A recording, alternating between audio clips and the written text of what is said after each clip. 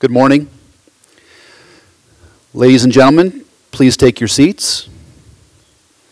And may I please have your attention for a few safety and housekeeping announcements. In the event of an emergency, please remain calm, walk, do not run to the nearest exit. Emergency exits are located at the front and rear of the hall.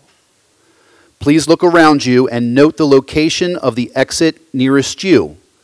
It may not be the same way that you entered the hall. Smoking is not permitted inside any university building. This program is being webcast. To maintain the quality of the feed, we need to limit movement in the room. If you need to exit during the program, you will be directed to the back of the hall. Please silence your cell phones. Food and drink are not permitted inside of Somer Hall. Thank you for your attention and cooperation. The program will about to begin.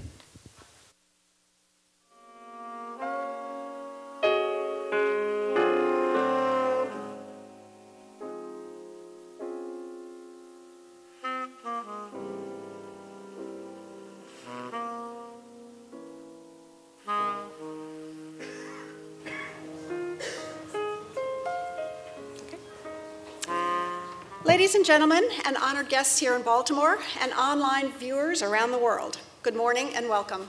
I'm Ellen McKenzie. I'm Dean of the Johns Hopkins Bloomberg School of Public Health. I'd like to start by extending a special welcome to President Bill Clinton, who you'll hear from in just a few minutes. Also joining us today are several policymakers leading the way in health reform. They include Congressman Elijah Cummings and Baltimore City Health Commissioner Dr. Leanna Nguyen, both of whom will be joining us here in the program.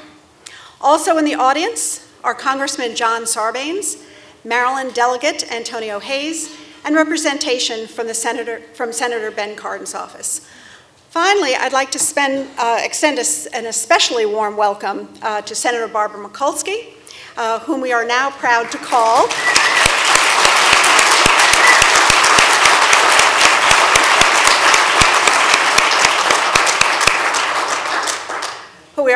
call one of our own. Thank you so much for being here. We are indeed honored to be working with the Clinton Foundation to bring you today's summit on one of our most important public health problems, America's opioid epidemic. This is a national crisis that demands involvement from all levels of government, public and private organizations, as well as from individual citizens. Every day, nearly 100 die from opioid overdose. Over the past 15 years, the death rate from opioid overdose has tripled. The causes are complex. Millions with chronic, non-cancer pain are prescribed opioids instead of safer, less addictive alternatives. Heroin is more available and increasingly contaminated with illicit fentanyl. And far too few people have access to evidence-based addiction treatment. The Bloomberg School's leadership in preventing and treating substance use disorders stretches back nearly 50 years when we founded the nation's first graduate training program for drug and alcohol counseling and advocated for the adoption of methadone in federally funded treatment programs. That leadership has since been cemented in the founding of two centers, one for injury prevention and control, and the other for drug safety and effectiveness. Our collaboration with the Clinton Foundation to address the opioid crisis began in May of 2014 when President Bill Clinton led a town hall in this very room focused on the rising rates of injuries and deaths from prescription opioids. The resulting synergy united national leaders from academia, government, and the private sector and paved the way for a year-long effort to synthesize efforts and identify best practices. Based on this initial engagement, in 2015, the Bloomberg School and the Clinton Foundation produced a document that had identified a path forward and framed the problem as a severe public health issue. This document called for scaling up existing evidence-based interventions to prevent future loss of life. Despite such efforts, however, we still have a long ways to go. Opioid deaths reach an all-time high in 2016, and the numbers just keep rising. And despite recent announcements by the White House, our country has not yet addressed the real need for urgent action and a true commitment of resources. A new report just released by the Bloomberg School and the Clinton Foundation, entitled The Opioid Epidemic, From Evidence to Impact, describes 10 pillars to address this complex epidemic now, including implementing prescribing guidelines, optimizing prescription drug monitoring programs, advancing engineering solutions, as well as combating stigma. These strategies work. They have been shown to work. And today you'll hear from experts and advocates working together to change the course of the epidemic by further developing and implementing these strategies and generating new evidence. But we need your help. Please, let's work together to stop this deadly epidemic. I'm honored now to introduce Congressman Elijah Cummings. Born and raised in Baltimore, Congressman Cummings has represented Maryland's 7th Congressional District since 1996. He is the ranking minority member of the House Committee on Oversight and Government Reform and serves on the Task Force on Health Care Reform. As co-founder and chair of the Congressional Caucus on Drug Policy, he has helped shape national policy on drug addiction, illicit drug trafficking, and access to affordable medications. Please join me in giving a warm welcome to Congressman Elijah Cummings.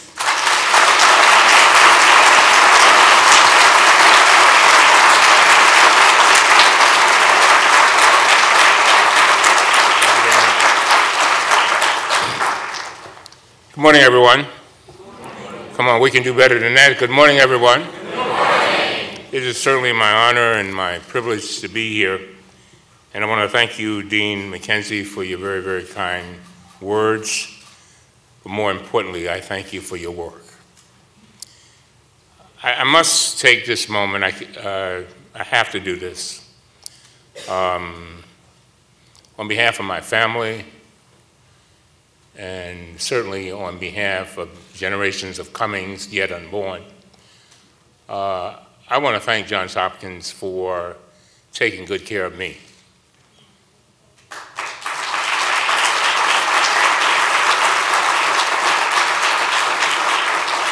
Having spent almost 2 months in the hospital just a few blocks from here after a heart procedure, I must say that I have grown to love Johns Hopkins even more. And so to Dr. Resar, to Dr.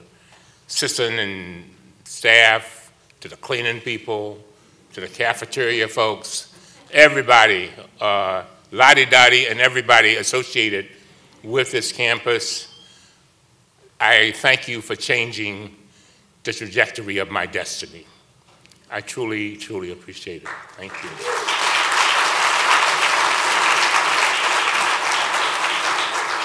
So I'm honored to join former President Clinton and Dean McKenzie in welcoming our distinguished panel to this third summit on our nation's opioid crisis. Certainly always good to see my good friend, my mentor, and I will always call her my senator, Senator Mikulski. And I understand that John Sarbanes is in the room. Congressman Carl Sarbanes, I'm glad that you are here too. The danger that we now face and must overcome is more virulent now than ever. Prescription opioids, heroin, fentanyl, and other synthetic drugs were involved in more than 60% of overdoses last year that resulted in 64,000 deaths. Let that sink in. 64,000 deaths. Here in Maryland, at least 2,089 people fatally overdosed in 2016, up 66% from 2015.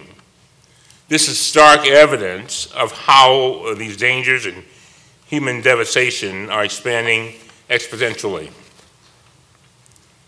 There's a bipartisan acknowledgement that a national public health emergency crisis does exist. but resistance remains in both the White House and Congress to taking bold action.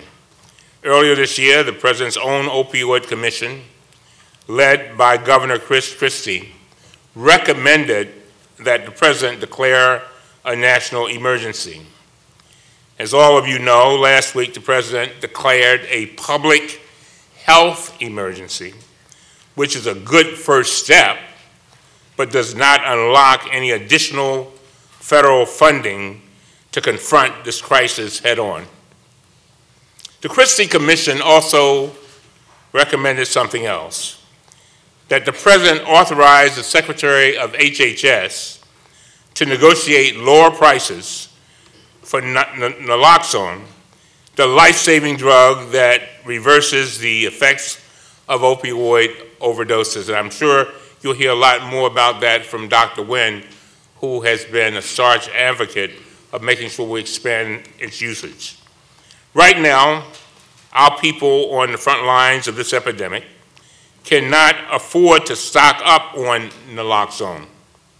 That's why last month I led 50 House members in sending a letter to President Trump asking him to adopt this recommendation. We didn't ask him, we begged him. Unfortunately, the President didn't even mention the word naloxone in his announcement last week. Finally, as you all know, the President and the congressional Republicans have spent years trying to repeal the Affordable Care Act and reverse the Medicaid expansion, even though Medicaid provides treatment services to 3 in 10 people who struggle with opioid addiction.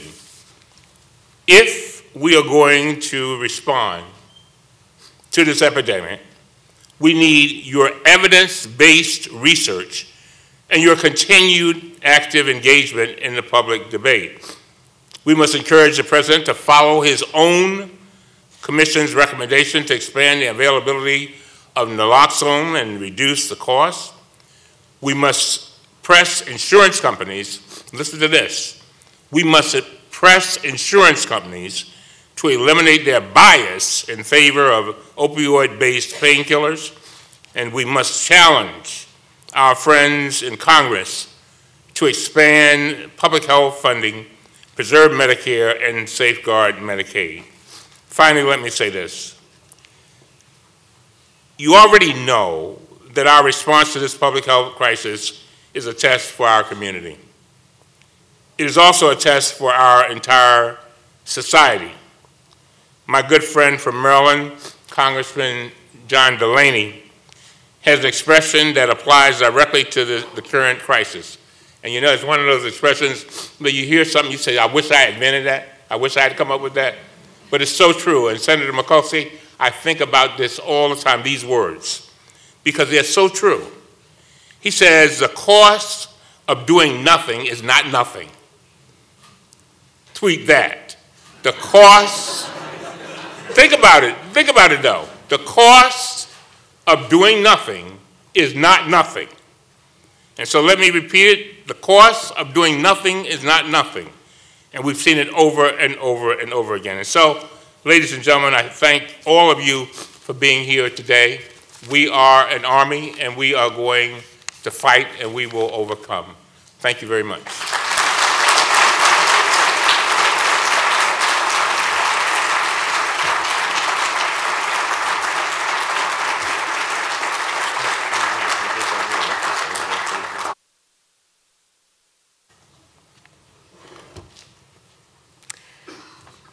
Well, thank you very much, Congressman Cummings, for your leadership on this issue in Congress and those inspiring words for us today. I am now thrilled to introduce and welcome back to our school President Bill Clinton, founder and board chair of the Clinton Foundation and 42nd President of the United States. After leaving the White House in 2001, President Clinton established the Clinton Foundation to build more resilient communities by improving global health, strengthening local communities, and protecting the environment. In 2002, he launched the Foundation's initiative to negotiate prices for HIV/AIDS medications to extend access to 11.5 million people in over 70 countries, an achievement that many thought was impossible. Using a similar strategy, President Clinton negotiated national partnerships with 2 pharmaceutical companies to provide a predictable, affordable supply of naloxone to community groups, public safety organizations, and schools and universities.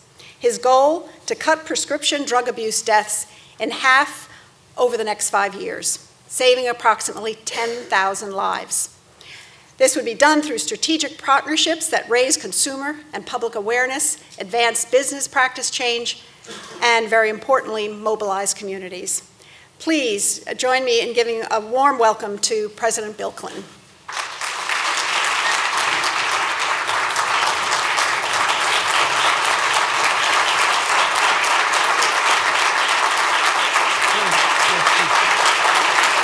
Thank you very much. Thank you.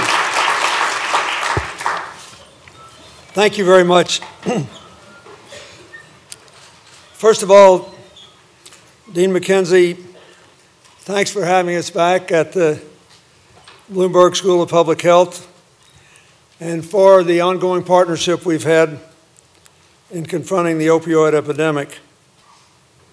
I want to thank Congressman Cummings for his remarks and his leadership on this and many other issues. He said that Senator Mikulski was his role model, and he certainly proved it in the last couple of years. When Barbara was a senator from Maryland, she was on a very short list we kept at the White House. It was called the Just Say Yes list. Because when she asked for something, you knew sooner or later you were going to cave in because she was like a dog biting your leg. And so I said, look, let's save a lot of time. Just figure out what she wants and say yes, and we'll be able to go back to work. I'm glad to see her here. I'm glad she's teaching here. I want to say thanks to 2 other people for their inspiration to me in public health. One is Mike Bloomberg for funding this effort. He's got a lot of money, I know, but he could have done other things with it. And he was a great public health mayor of New York, and this is a great school. The other person I want to thank with our foundation who's not here is my daughter, Chelsea, who teaches public health at Columbia and is sort of my family in-house free expert on anything that relates to public health policy, and who urged me for years to get involved in this when most people weren't paying any attention to it. I want to thank mostly all of you for being here and agreeing to take action. The CDC's latest provisional data says that in 2016, more than 64,000 people in this country died of drug overdoses. Well over half of them opioid related. If this data is confirmed, and we have no reason to believe it won't be, that means last year more people died of opioid related drug overdoses than the numbers of deaths from the AIDS crisis at the peak before it was treated, than from gun-related homicides or from automobile accidents. Opioid-related deaths are now the leading cause of death for Americans under the age of 50. Virtually all of us know someone in a family that has lost a loved one. Hillary and I have 5 friends who've lost their children. And I've learned a great deal from these families. One of them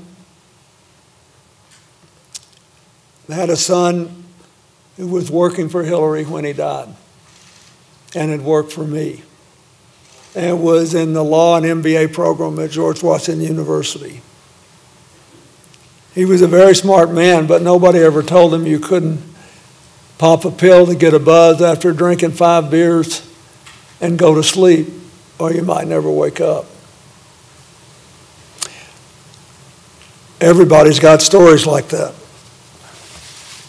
And now, as we know, the epidemic has grown like wildfire in small towns and rural areas with no public health infrastructure, where people don't know what to do or can't do it if they know.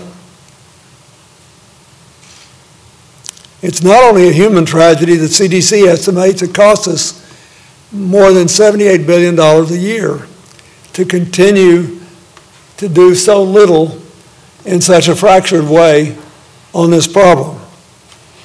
Healthcare costs, criminal justice-related costs, addiction treatment, lost productivity. Yet for all the noise that's been made about it, and the genuine legitimate concern, and the extraordinary efforts being made by people with nothing, and I mean nothing. I was in Chillicothe, Ohio, about 1.5 years ago, little town in southwest Ohio. And I was very proud of looking at it because it was totally rebuilt. It was an early 19th century town.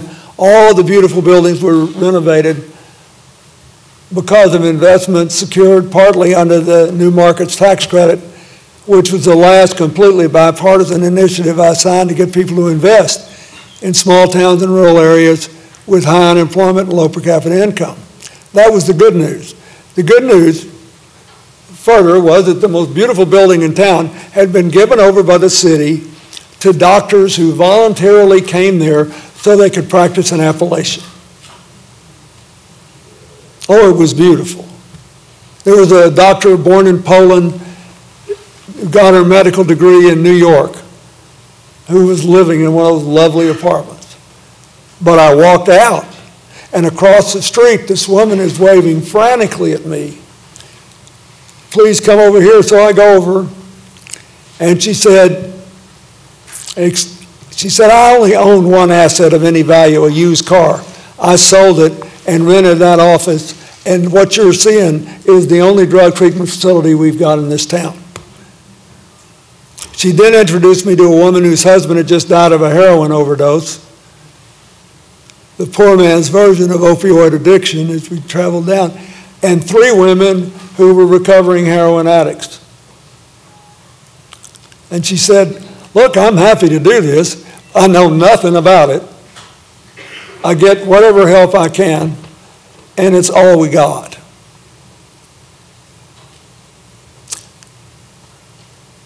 I'm glad that one of our panelists is the head of public health in Baltimore, which had the first public health program of any city in the United States, going back to the late 18th century.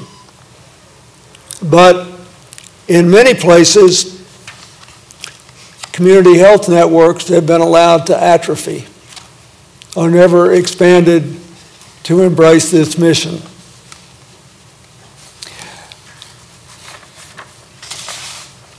This is like a good news, bad news story to me. The good news is this is the first drug epidemic when we act like a grown-up country and we're treating it like a public health problem instead of primarily a criminal justice problem.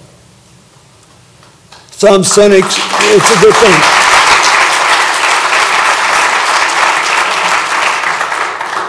Some cynics have said that's because it started among small town and rural white people at epidemic phases before it spread to the cities. There may be something to that. But I think the more likely explanation is that this is the first epidemic we've had killing this many people that had a non-violent delivery chain. Now, the problem is, as we all know, the more we get into cheap heroin grown into the Sierra Madre in Mexico harvested by preteens, and fentanyl, the more likely we are to see more violent delivery systems as people fight over tough for guaranteed money. So it's coming to this movie is coming to a theater near you, whoever you are, whatever your color is, whatever your politics are. And so that brings me to the bad news. It's a public health problem. We've recognized it. Good for us. We're growing up as a country. We're seeing all these people as people. The bad news is there's a woefully inadequate public health response that is not properly coordinated with law enforcement, with the treatment community, with the insurers, with you name it. So what we're here to do today is to figure out what to do next. The next panel after ours, what we're going to try to do is identify what many of you already know, but the general public may not, which is where are we right now? What's being done that's good? What are the gaps? Then we go to the second panel, and our panelists are here. They're going to discuss the report we're releasing today, the Clinton Health Matters Initiative, along with the Bloomberg School, called From Evidence to Impact, which is a sort of professional way of saying we know what the heck is wrong, we know what we need to do, how about we do something? There are proven recommendations in this report for combating the epidemic, from allowing physicians to effectively treat those from suffering from addiction much better than some of them are allowed to now because of all the barriers you know,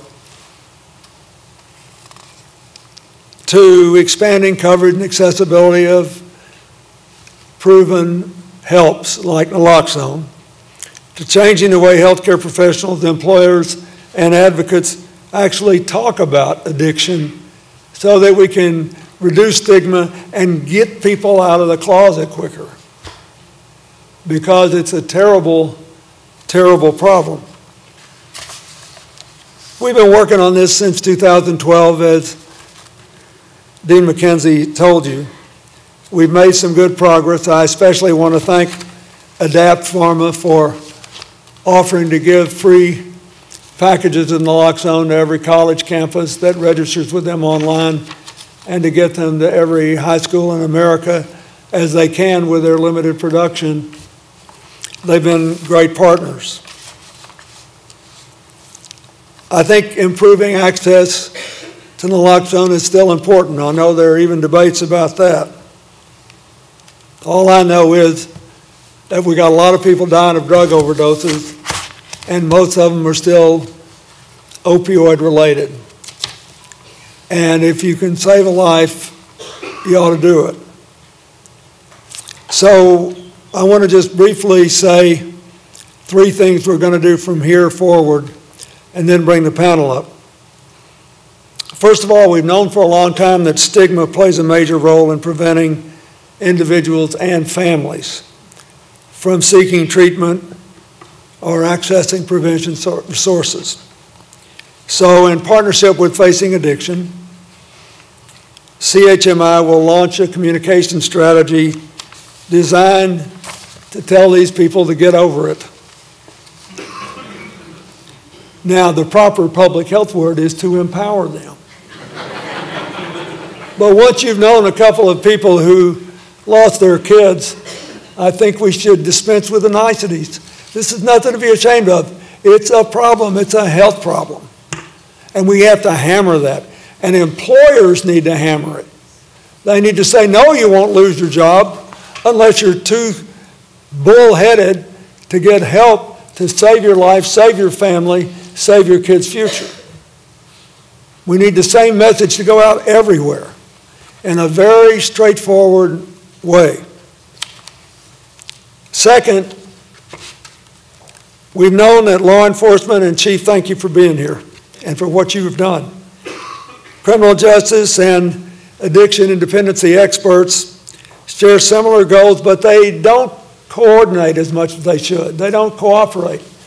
We don't have one simple, comprehensive strategy, even in places where you could take the money now being spent and spend it more effectively. So we're going to work with the Vera Institute of Justice to reduce opioid overdoses by people who come in contact with the criminal justice system, by having more simultaneous contacts with everybody else who can play a role in this. And finally, our community health initiative works in several counties in America today, in communities. We have learned that what we thought we were doing, when I started this, I thought we were going to go into all these places and they'd say, biggest public health problem we've got before the opioid issue blew up on us is childhood obesity, please come in and help us. But we said that first we would ask the people there. And it turns out, like Jacksonville, where I'm going, when I leave you, has the third highest rate of deaths of pedestrians by drivers in America. Did you know that? Because it's a city-county government, so you're in the city proper, like you're in Baltimore, and all of a sudden you're still in the city limits, and you're in the country, and you literally drive and you don't notice it unless you're just used to living there. So if you walk across a certain line, you may confront a car driving 60 miles an hour. So the point is we had to adjust this strategy in all these communities. But everywhere they say we need help with this. So we're going to do more than we have done to build up coalitions of stakeholders. Every other issue, we're getting everybody involved to fight together. And we can't let this one alone. I'll just give you one example, and I'll introduce her more effectively in a moment, but Randy Weingarten's on this panel, and the American Federation of Teachers also represents, I think, almost 40,000, a lot of nurses anyway. And kids are in school. So this summer, I'll never forget this as long as I live. This summer, Hillary and we go out normally to Long Island, as far out on the island as we can get, and find some place so our grandkids will come play with us in our dotage.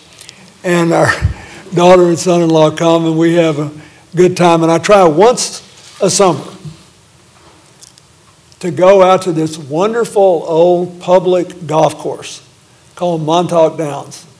It used to be a raceway in the 20s. And it's still a great old course.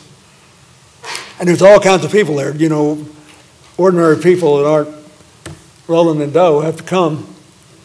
And so afterward, I get off the course, and about 40 or 50 people just appear. And they start talking to me about various things, some of which you would guess. But it didn't take long to get to this. And we're talking, and it literally took me 40 minutes to get away from them. They want to know what were we doing, what was other people doing, what could be done in the community. And most of these people were from Long Island, but a lot of them were from elsewhere too. They were desperate. And there was one really good-looking young guy with big eyes, and his eyes kept getting bigger during the discussion. I'd say he was 19 years old maybe. And everybody walked away but him. I said, I gotta go. And he said, I want to thank you for doing this. He said, I just got out of rehab. And I didn't think anybody cared about it. So I asked him how old he was. He told me. And he said, I said, well, how do you feel about it now? He said, I think I'll be fine. He said, my family's supportive, and I got a lot out of rehab, and I don't want to die. I want to live. But he said, I think it's a shame that you got to come from a family like mine to be able to afford the rehab that I had. He said, why should I live knowing other people are going to die just because they don't have a family like mine that can afford it. I mean, this is a kid. And he says, I'm happy. I know I should just be happy. But he said, I can't get over the fact. I said, let me ask you something. Did anybody ever tell you in college or in high school that if you mixed opioid and alcohol and went to sleep, you could die? Just that one simple thing. He said, no, not once. Not in any class. Why shouldn't we push for that? Just for example. So the good news is everybody from the White House to the smallest farm in America knows this is a very big problem. The good news is there are lots of good people everywhere who are working on it. The bad news is it's still not very well organized. For a lot of people, it's not properly funded. And if you save people's life with naloxone, if they're serious, as all of you know, you got about an hour before you get them to a hospital and start serious detox. Then, if they're serious, you got to put them in rehab. And you got to figure out how to do that if they interacted with, in some way or another, the criminal justice system. This is a multifaceted problem. We have to do this together. And I may be wrong, but I believe that if we don't do what Congressman Cummings said, we'll regret it for the rest of our lives. But what I think is this may be one of those, if we build it, they will come. If we can prove that significant numbers of people, lives have been saved, with models, we can get the money we need. We'll be able to overwhelm the resistance. I would far prefer someone take the tax cut that I am being pledged and spend it to save the lives of people like that young man I saw, or the 5 that I knew who didn't survive. So you should feel, in a funny way, privileged to be here, because you are being asked to turn the tide on a great problem that will preserve the lives of people you don't even know, to do things you can't even imagine. Thank you very much.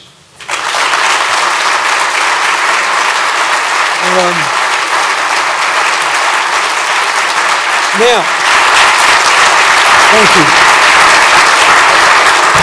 I want to ask the panel to come up here. First, Tom Geddes, the CEO of Plank Industries, who is also the chairman of the board of a local hospital and very interested in all this. And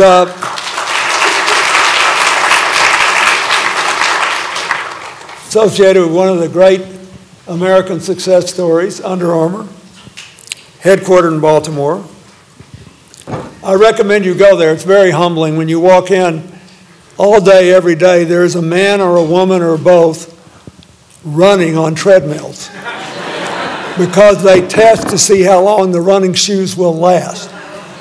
The last time I was there for 2 hours, and there was a young woman there running on the treadmill at about a 5-minute mile. She was flying, and when I left, she was still flying. And I thought about applying for a job to test the durability of shoes on old people. Maybe it would finally get me to do what I need to do. Randi Weingarten, as I said, is the CEO of the American Federation of Teachers, and I want to say just a couple of words about her.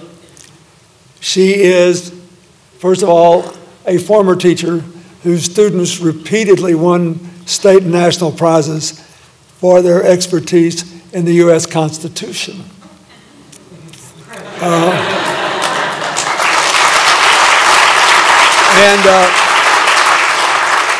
She's a partner and has been in the Clinton Global Initiative for America, and she and the construction unions organized the largest private infrastructure program in the United States. They raised $16 billion.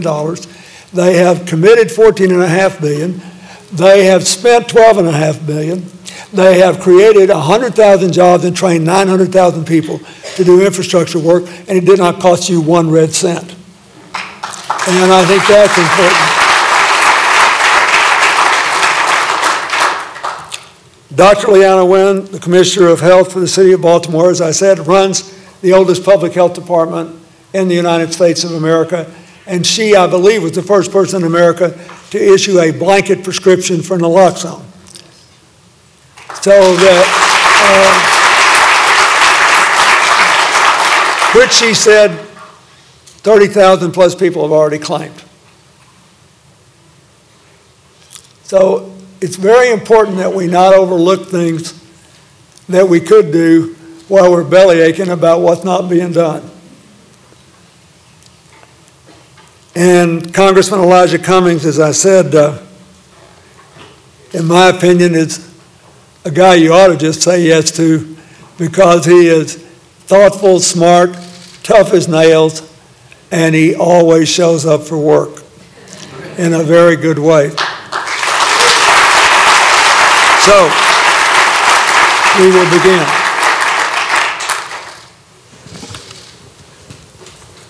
Am I supposed to take this? Okay, I'm going to ask you questions, and then if I don't cover something you want to say it anyway.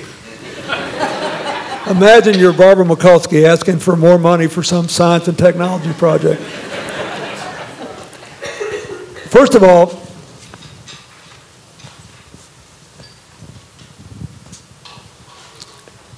what do you think the most important thing we could do now is to get more people to act on this research? I mean, I'm interested in practical things that could actually help millions of people. We've got all this research, we know. And if someone comes in surviving an overdose, the whole plan of action can be undertaken if there was somebody to do it and some way to fund it. But what, in your opinion, each of you, what's the most important thing we could do now to take what we know and make it work in local communities with what we've got? It's okay if you say we need more money, but if you just could take the system we've got, you want to maximize the impact, what's the most important thing we could do?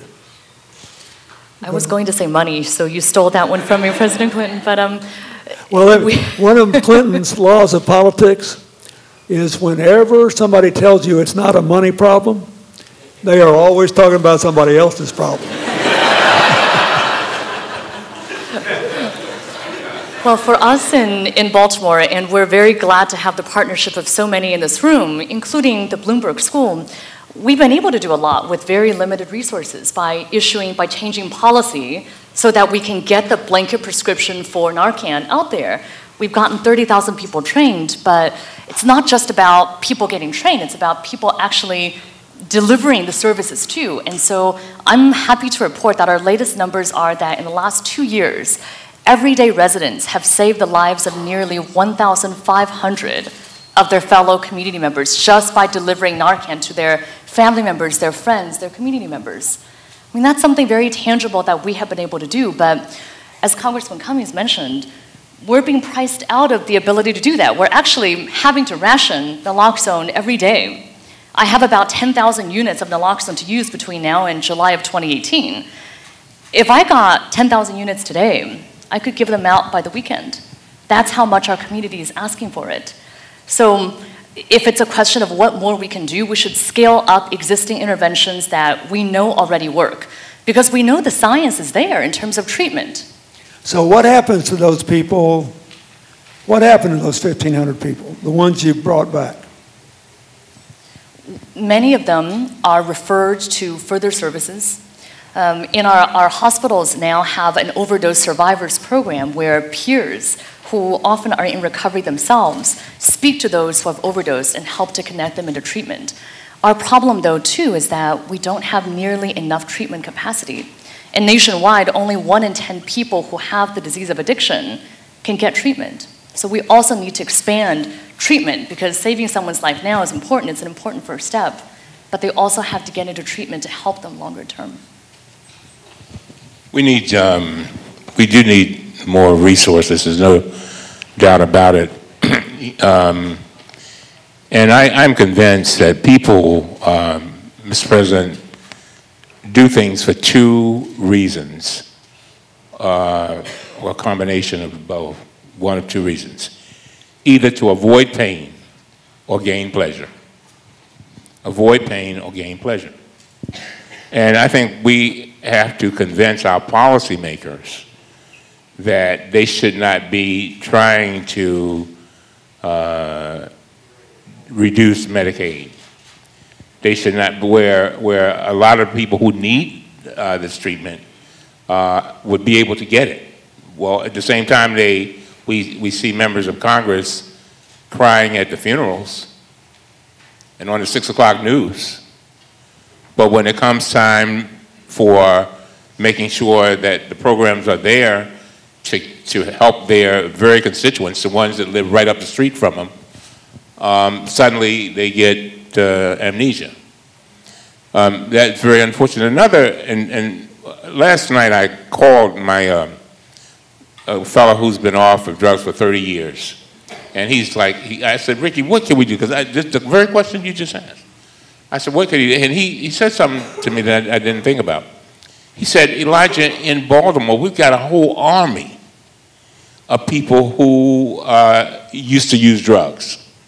Some kind of way, we need to find a way to get, and those are the people that are most adamant, if you've noticed, of trying to help other people get off of drugs. And some kind of way, we need to use them because they've already been through the pain. So through their pain came their passion to do their purpose. Come on now. Pain, passion, purpose. And so Narcotics Anonymous, we need to also encourage people to be even more a part of that. Because these are people that are out there and they've already been through it. And so, you know, just some thoughts off the top of my head. Mr. President, to answer your question of what happens to the people who are revived under Dr. Wen's plan, we had a patient at the hospital where I'm the board chair who was revived.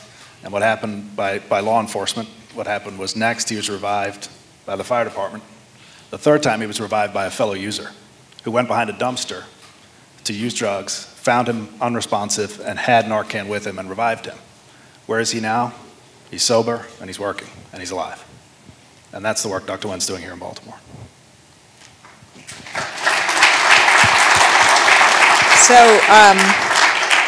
So to that point as well, I just, look, education is absolutely imperative, but it has to be coupled with a quick intervention like Narcan.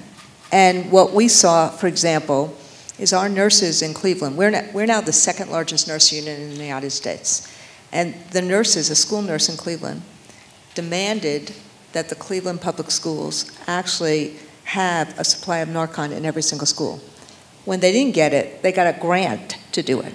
And now they're getting it because this nurse actually revived a parent of a child. And I tell that story because the stories are important to destigmatize and to educate. But I think I think your point, Mr. President, about they will build if we have enough pressure on the system, but that pressure comes with education. And then, and so, for example, Dr. Wen was at our conference this summer with, actually, I call her Dr. Mona from Flint, talking about the issues in terms of water and the issues in terms of opioid addiction and the epidemic. But I also couple it with a stick, which is there are a lot of worker pension funds that are invested in big pharma. And so we are actually starting to do, frankly, what the New Yorker magazine did this week as well, in terms of creating some public pressure to reduce the prices and use the public pension funds as a way of trying to figure out how to reduce the prices of Narcan and other absolutely effective intervention drugs. Are there any public school systems in the country you know of that actually have some policy of educating kids about the dangers of this and telling them basic things like what happens when you mix opioids and alcohol of any kind? I mean, it looks to me like, what have we got to lose by having the appropriate experts approve a paragraph or two that could be read to every school kid in America at the opening of every school year? What have we got to lose? A lot of people, I'm convinced, are still dying in ignorance. I mean, you know, I think our preconceived notion here is often right. You got people who use these opioids over and over and over again and then finally die. They overdose as addicts. Or they trade down to heroin or fentanyl or something and they finally die. But there are lots of people who are being killed by the combination. That's just one example, but is there any school district or any state that says, as a matter of policy, we have run this by all the professionals, we want every kid in our coverage to hear this particular message? We actually just got legislation passed in Maryland so that we are, in Baltimore City, for example, we're working with our schools to implement standardized curriculum on this topic. It's complicated. If I go to one of our schools and ask if the students think that using heroin is good or bad, they'll all say, unless they're trying to be snarky, they'll all say that heroin is bad. But if I ask them about prescription drugs, they might give a different answer because they see their parents or their caregivers every time they have knee pain, they're taking Percocet, or they have back pain, they get Vicodin. And there is a culture that we have, as you have spoken about, Mr. President, about this pill for every pain culture, that pill is being used to treat physical pain as well as potentially emotional pain and deeper other types of pain as well. So I think that culture has to change from the medical profession. It also has to change from each and every one of us with regard to prescription opioids. But shouldn't these kids know that if you can abuse these things and they could kill you? Yes. Are there parents? I don't know about school systems, but let me tell you one thing. When I was growing up, the first overdose I ever heard of, I was 7 years old. That was 60 years ago. I was 7 years old. I didn't even know what drugs were. I didn't even know what overdose was. All I know is Bebe, one of our neighborhood guys, had died from an overdose. And I think education is important because for me, my entire life, I've never touched an illegal drug, none of that. You know why? I was scared. I was scared that my destiny would be ruined. I really was, and still am. I don't play. This life is precious. But I also understand the argument, Mr. President, that is made when people say that, well, we want to make sure that people get the relief they need under certain medical circumstances. Because when I was here at Hopkins, I'm going to tell you, I didn't know you could be in that kind of pain. I really did not. Every morning, I'd get up and I was in so much pain, you almost want to die. And so I can see where people can get to that point. But there's something else we can do, and that's one of the things that we're looking at in our committee, is why is it that the insurance companies favor paying for the cheaper, addictive type drugs, come on now, as opposed to those drugs that are non-addictive or least addictive, that are more expensive. And we are doing a lot of research on this right now in my committee to address that issue. I mean, there's a lot to this. But again, I am convinced, yeah, if you tell somebody, some people you're going to die or you're going to be harmed, it seems to me that some of them would say, no, I'm not going to do this? It's,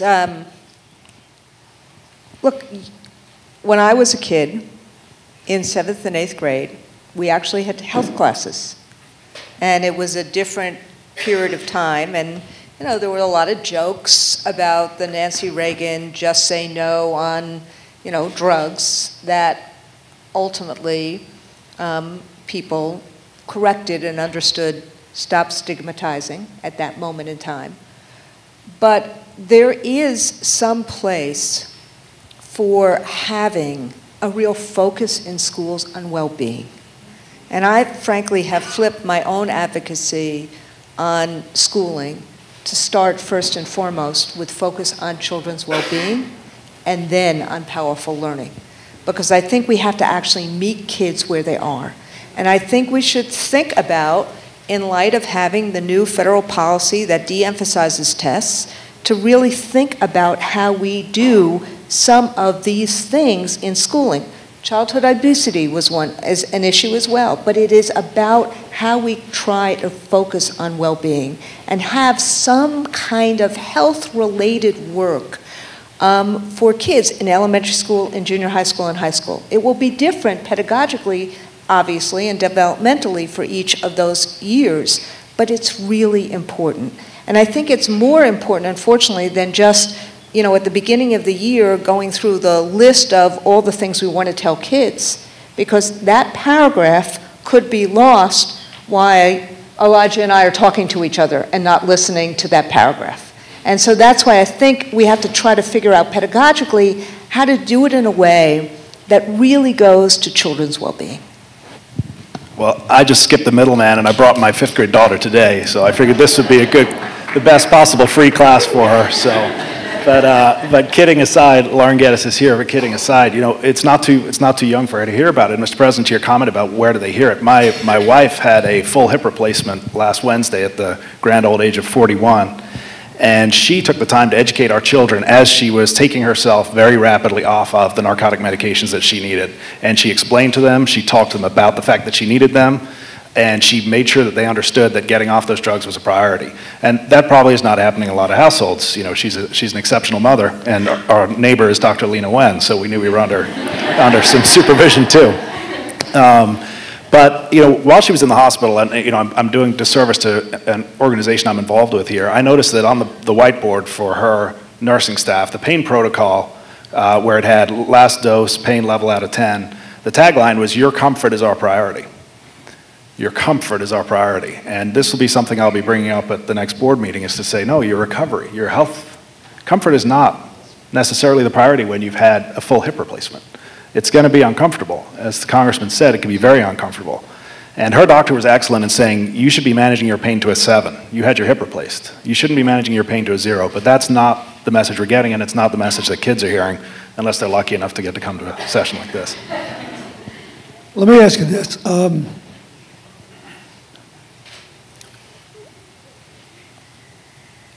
How much of a problem do you believe is a part of this continued overprescription is? Either a prescription of an opioid when a non-opioid painkiller would be effective in certain circumstances, or prescriptions in amounts too great to be safe to leave in one place. How much of a problem is that still? And if it's a problem, what else can we do about it? And is there something that private or public entities that insure lots of people can do to pressure the system to clean it up? My confession as a physician is that I have overprescribed opioids to many patients and not realized it. In medical school, in my medical training, I didn't learn about the addictive potential of opioids. I just learned, as Mr. Geddes was saying, that it's important to take away patients' pain. And we doctors want to do the right thing. We want to help our patients. And so if they say, I need opioids, or if they say, I'm in pain, we give it to them. That tide is turning. We are beginning to change our mindset. I'm hearing our medical schools in the city And also, our hospitals now changing their practices. We've convened all of our doctors, our emergency department doctors, our primary care doctors and dentists to teach about the addictive potential and to talk about why we need to decrease the trend of overprescribing. But I think that there's another issue too. This is the supply side. There's also the demand side too, because as long as we have people who have the disease of addiction, they will continue to seek out prescription drugs or heroin or fentanyl unless we can get them into treatment. And so it's our recognition that addiction is a disease, that treatment exists, recovery is possible, and that we have to get treatment to people whenever it is that they're ready, while also working on reducing the supply of drugs by reducing overprescribing.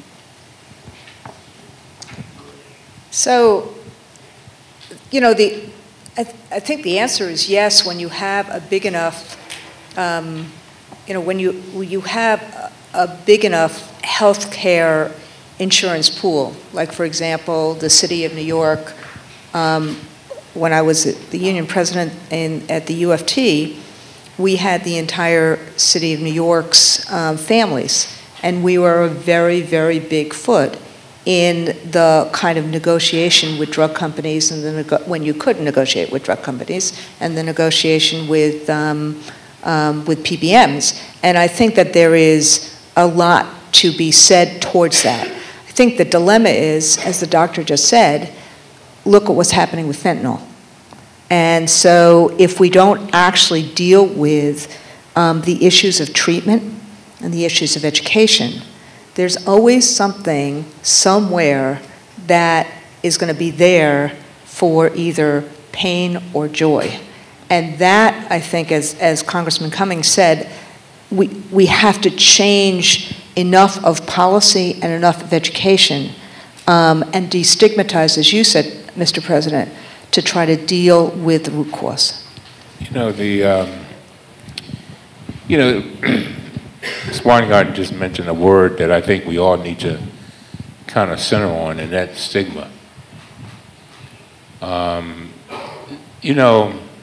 Mr. President, when people find out that there's, say, somebody on drugs in their midst, a lot of times they look at it as a moral failing. In other words, this person just can't make decisions right, or they're weak, or they're looking for the easy way out.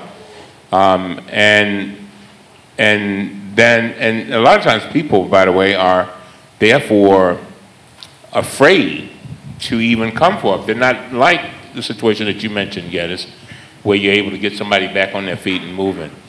The employer will say, well, wait a minute, I've got 10 people who need jobs, and all with no drug problem, and I got this one person who's got a drug problem, maybe a good employee, but why do I want to risk that?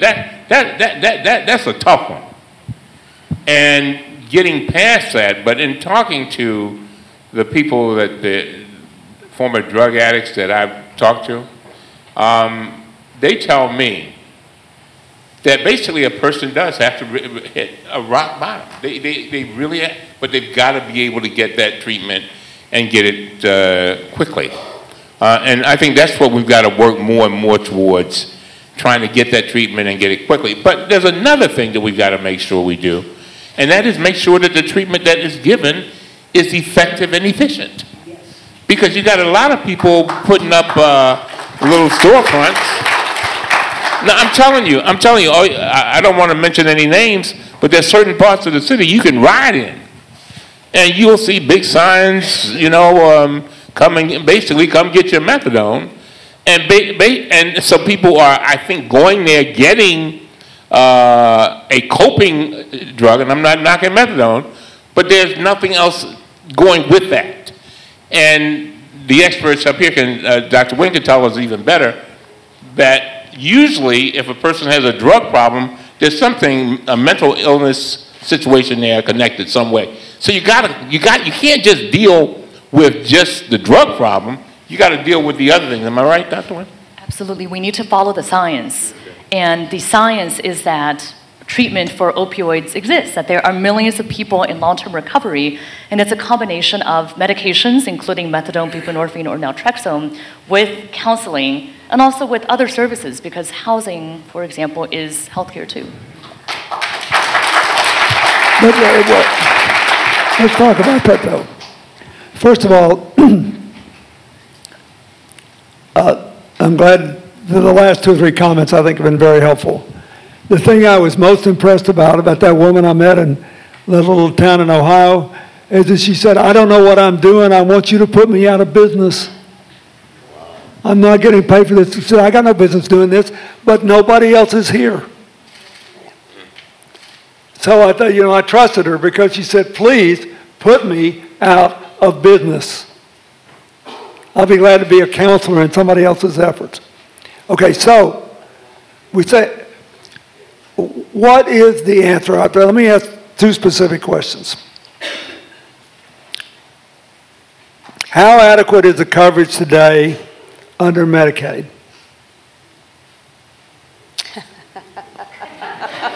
How adequate, how much do private insurance companies that theoretically cover this require waiting periods, and what are the possible downsides to that? And if you were starting from scratch, if you could wave a wand,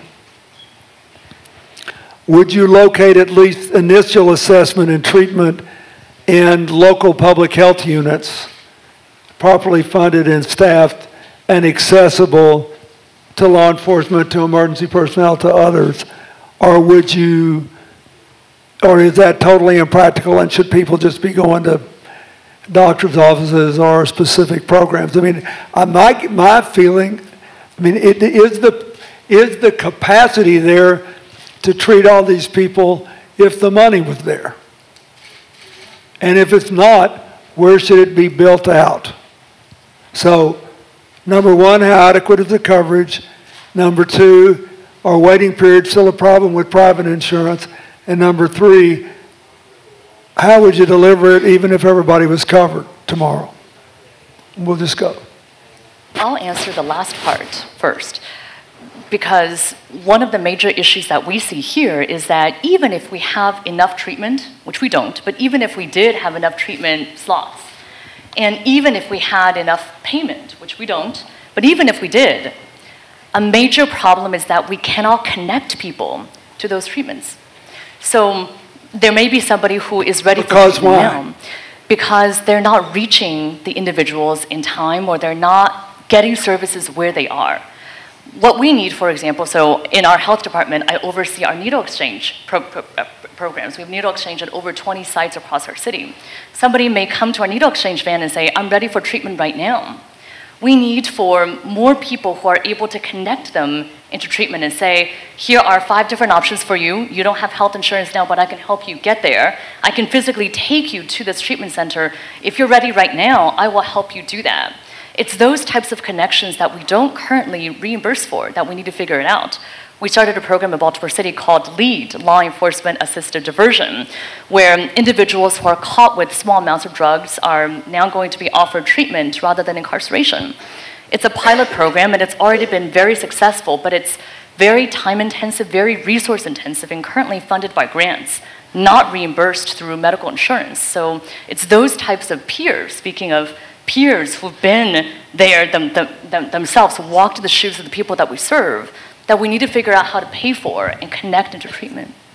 If you had the money to pay for the connection stuff, everything you just said, where would you lodge it? I mean, the ultimate, but look, if you got your standard, I'm addicted to painkillers, this is the 3rd time I've shown up, naloxone saved my life, you got me in the hospital, so you need to put me into detox. I go through detox, I'm out, detox is over, now I got to go into real treatment. Where would you put that? Who's going to provide that? I put it everywhere I could put it. But let me tell you something, Mr. President. The problem is nobody wants certain things in their neighborhoods. Come on now, don't act like you all don't know what I'm talking about. They don't want it in their neighborhoods. So as elected officials, I mean, we am I right, Senator McCulsey? I mean, it's really a hell of a battle. I think in those I remember seeing on CNN where they were talking about this West Virginia town that basically they were getting all these millions of opioids, and the population was 300 people. So people were just flocking there, and of course a lot of the 300 had problems too. So I would want those facilities wherever all over the place if I had the money, and then I would try to again get people who've been through it to invite other people to participate. I mean, Dr. Wynn and Senator McCulsey, big advocates of Healthy Start. Healthy Start is based on women who've had babies. Am I right? They've been through it, so therefore they're able to teach others and encourage them. So, you know, if I've got a drug problem and I come to you and you say, man, just like the fellow I talked to last night, my friend Ricky Faison, who's a former drug addict, 30 years off, you know, you go to Ricky, you say, Ricky, man, I got a problem. He said, man, well, look, I'm a barber, I'm doing well, I'm making money, you know, and I'm doing for my neighborhood, and I've been where you are. I've been where you are. Let me take your hand and take you to this place. That will make a difference. I'm telling you, it'll make a difference. So it's kind of dealing with this. So let me start this way. When people have cancer, they make the connections. Because there's a sense that cancer could affect all, it's not stigmatized, people try to get well. So that's why the stigma becomes really important to address, that this is a national crisis and born out of a lot of, and you and I have talked about this before, McDowell County, West Virginia, where we work, is one of the highest opioid epidemic users. And we saw that 5 years ago, and we said, what's going on in Ohio, in West Virginia? The anxiety of loss of jobs, loss of hope. And so we have to flip the switch on the stigma and then try to figure out how to do this, I think, through employers, through medicine, through doctors, and do it in a way that gets more and more treatment centers built and more information out there in a way which is positive and proactive. Well, as the Congressman said, the cost of doing nothing is not nothing. We can't afford not to find the money. This, from an economic perspective, this is what I call an unnatural disaster. So, Mr. President, you mentioned the figure of $78 billion of annual economic impact. Hurricane Sandy, which was about 5 years ago, I think was $65 billion. So we're talking about a major hurricane hitting the northeast of the United States level of economic impact that we're suffering from this crisis. Not to mention the loss of life, which is like a Hurricane Katrina every 3 to 4 weeks. And so we cannot afford not to make this a national priority. We're worried about travel bans and walls.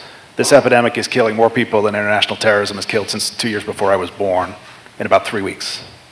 I don't think we have the awareness that the people in this room have. I don't think there's national awareness. I don't think employers have that awareness. And employers need, in terms of making those connections, where do we spend our time? We spend our time at work. That's where we spend most of our time. It's a sad reality as Americans, it's that we do. And if our HR departments and our managers and our employers are not recognizing these issues and helping to make those connections and treating it as if they would treat an employee with cancer. Well, what's your sense about how large employers are handling this? Is there any kind of general consensus? Do they really believe do they make their employees feel like they won't be fired and they will be helped if they show up and say, I need help? Or do they, in effect, confirm the, what you might call the stigma bias by making them think they're toast if they have to fess up? I think my sense is that there are, on this issue, as with the broader issue of hiring returning citizens, I think there are a handful of companies, including some very large companies, that are demonstrating real leadership. And we saw that under the Obama administration with the Fair Chance Business Pledge. I was in a room with 12 or 15 very large national employers, Coke, Pepsi, FedEx, a whole bunch of big employers, who are very upfront on these issues. But a lot of people don't work for those companies or work for large employers. And a lot of people who are struggling with these issues work for very small employers or don't work at all. And I think that's where that's where these public health interventions are going to have to take place. But I think the conversation is beginning. But given the numbers I was talking about, given the economic impact I was talking about, given the impact on lives, the conversation in the private sector is way behind where it needs to be, in my view. Do you think there's a difference, and maybe Elijah could talk to this too, but do you think there's a difference in the degree to which stigma remains a problem in small town and rural areas as opposed to urban areas? Or do you think it's pretty well uniform? Well, I think the stigma is everywhere. I think it's everywhere. You know, people have a lot of pride. And first of all, to even acknowledge that you have a problem, people don't want to admit that. They just don't. And then they go throughout their lives, deny.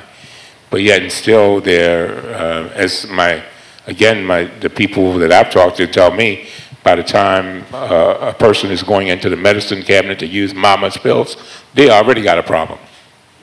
They already have a problem. It's not, you know, people just assume it's almost like your 16-year-old just drifted off into your medicine cabinet and saw something and thought they were M&Ms. No, they knew exactly what they were doing. So it's already, so we've got to concentrate on education and trying to make people realize how significant problems can arise. When I was chairman of the committee on drugs, of the oversight committee many years ago, we had some students, Mr. President, come in from Baltimore. We had about maybe 50 of them from Baltimore to test the commercials. Just to see how they felt about the commercials. You know the one commercial that had the most impact, and all of you will remember, is when they said, this is, when you use drugs, this is how your brain looks, and it was an egg frying. I mean, by far, it was the #1 commercial. And a lot of it has to, we've got to make people realize that this is not the way. And I know we're going to be closing up very soon, but I got to say this, Mr. President. When I look at this audience, and it is I mean, just the idea that we're sitting here, and I want to thank you, by the way, for doing this, and Hopkins. But you all are the ones who must help drive the policy. Because you are the experts. You know, you've got firsthand knowledge. You're the ones. You've been trained for this. And so, you know, we look forward to work. When I said at the podium that we're all an army, we are an army. But you are the super experts on this.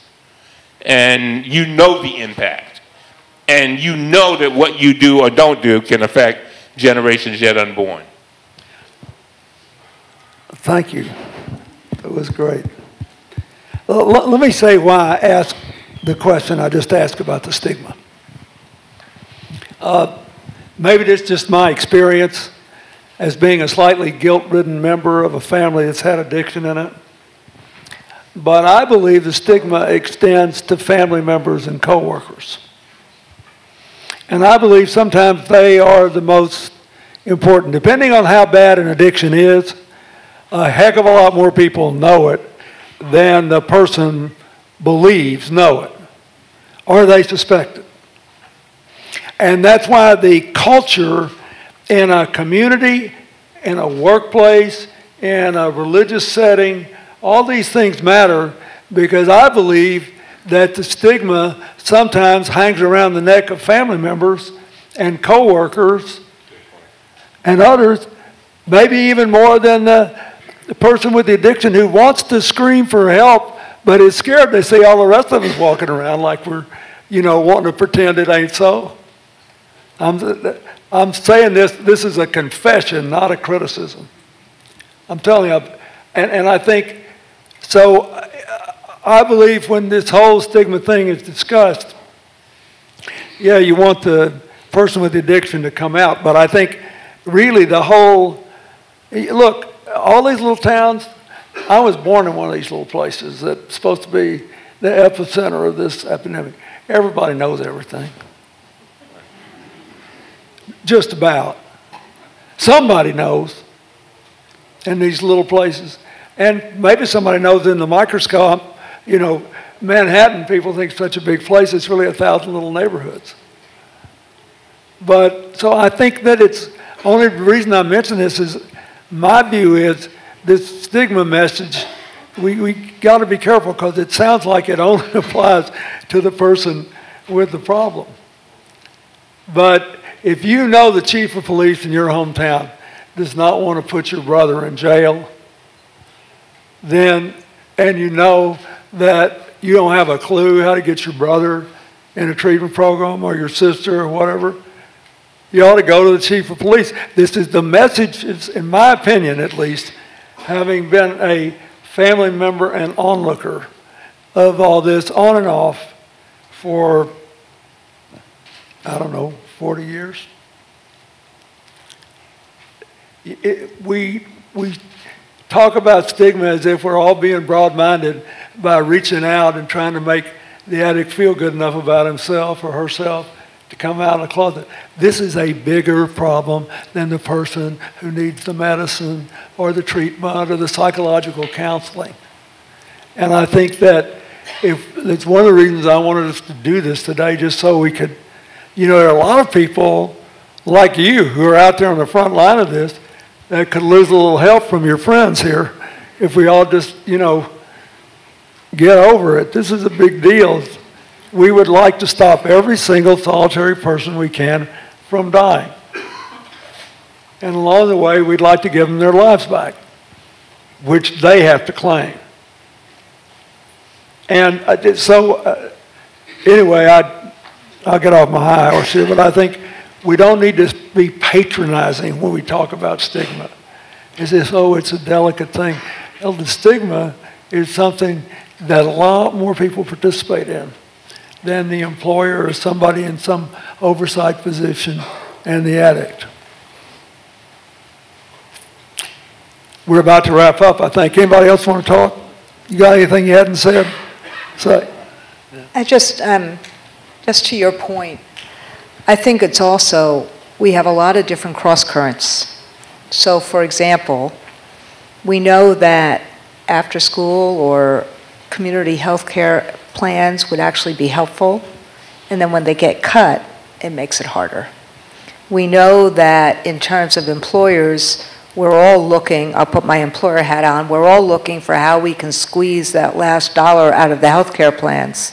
And so if we're not going to actually pay for an EAP program, if we're not going to pay for those kinds of things, that's a cross current that hurts this. And so the alignment, the Medicaid, that you need a waiver to get to go to a treatment facility that's more than 16 beds, why have a waiver? Why not just change that law? So I think that part of it is also, there's a whole bunch of things that we need to do to be consistent, as opposed to having this kind of cross current that basically says, oh yeah, this is important, but I'm not acting like this is important. I just wanted to say thank you to you, sir, for shining a light on this. The last time you and I were together was at a summit for America's Promise.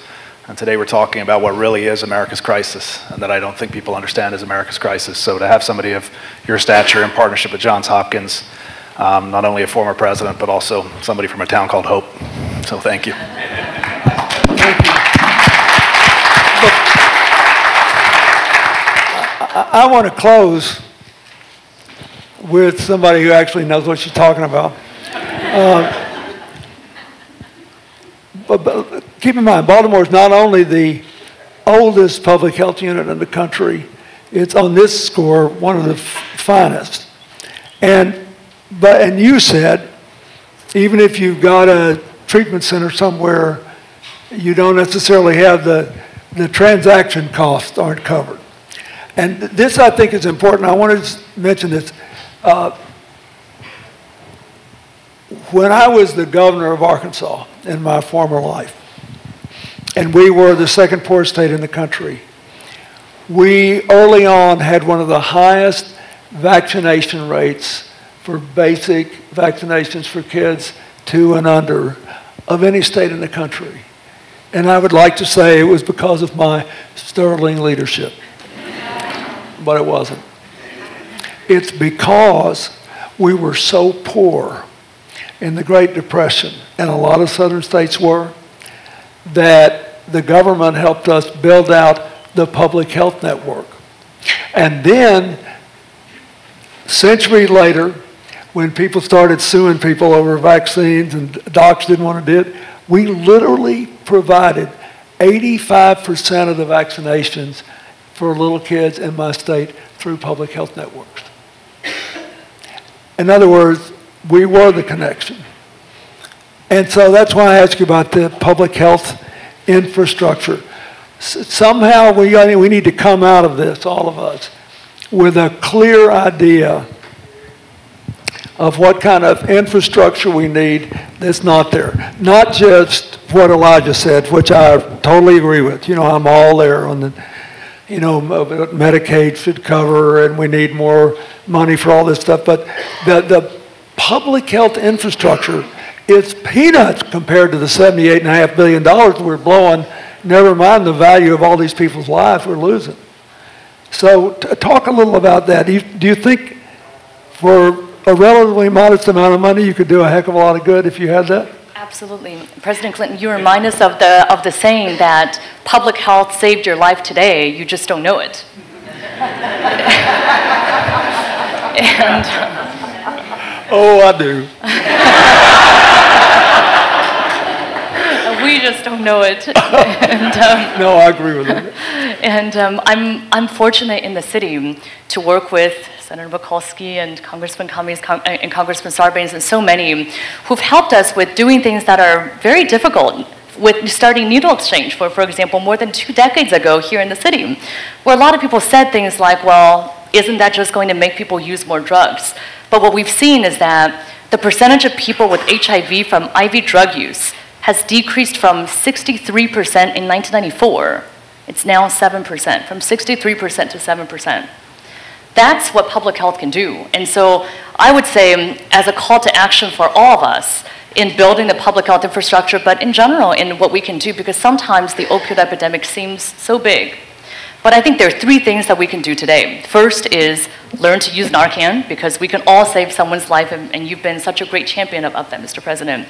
The second is to change our language, change the way that we speak about the issue. And Director Michael Botticelli, who you'll hear from, taught me a lot about how we can reframe our own language around speaking about the disease of addiction, for example, rather than talking about addicts, or just simple things that we can do that make a big difference. And I'd say the third thing that we can all do is think about what is in our wheelhouse. If we're a hospital, instead of leaving it to another hospital to take the lead, what is it that we can do as a hospital or as an employer? What is it that we can do as an employer or a union or a policymaker? So I thank you for supporting us in building our public health infrastructure and for raising awareness of the issue today, Mr. President. Thank you. Let's give him a big hand. And thank you. They were wonderful. Now, I just want to say one thing while we get off. The next panel is about the report that the Bloomberg School and our Community Health Matters Initiative did. The report had some very specific recommendations. The purpose of that, in my ongoing obsession with this issue, which is that too many smart people in America spend too much time meeting and nothing happens, is that we all pick something out of this that we can and will do. That's why I began by mentioning 3 things we're going to do coming out of this. So I urge you, This next panel is really good, really impressive, really active. So figure out what you can do and commit to do it as a result of what they say about these recommendations and their experiences. Thank you, and bless you all. Thank you.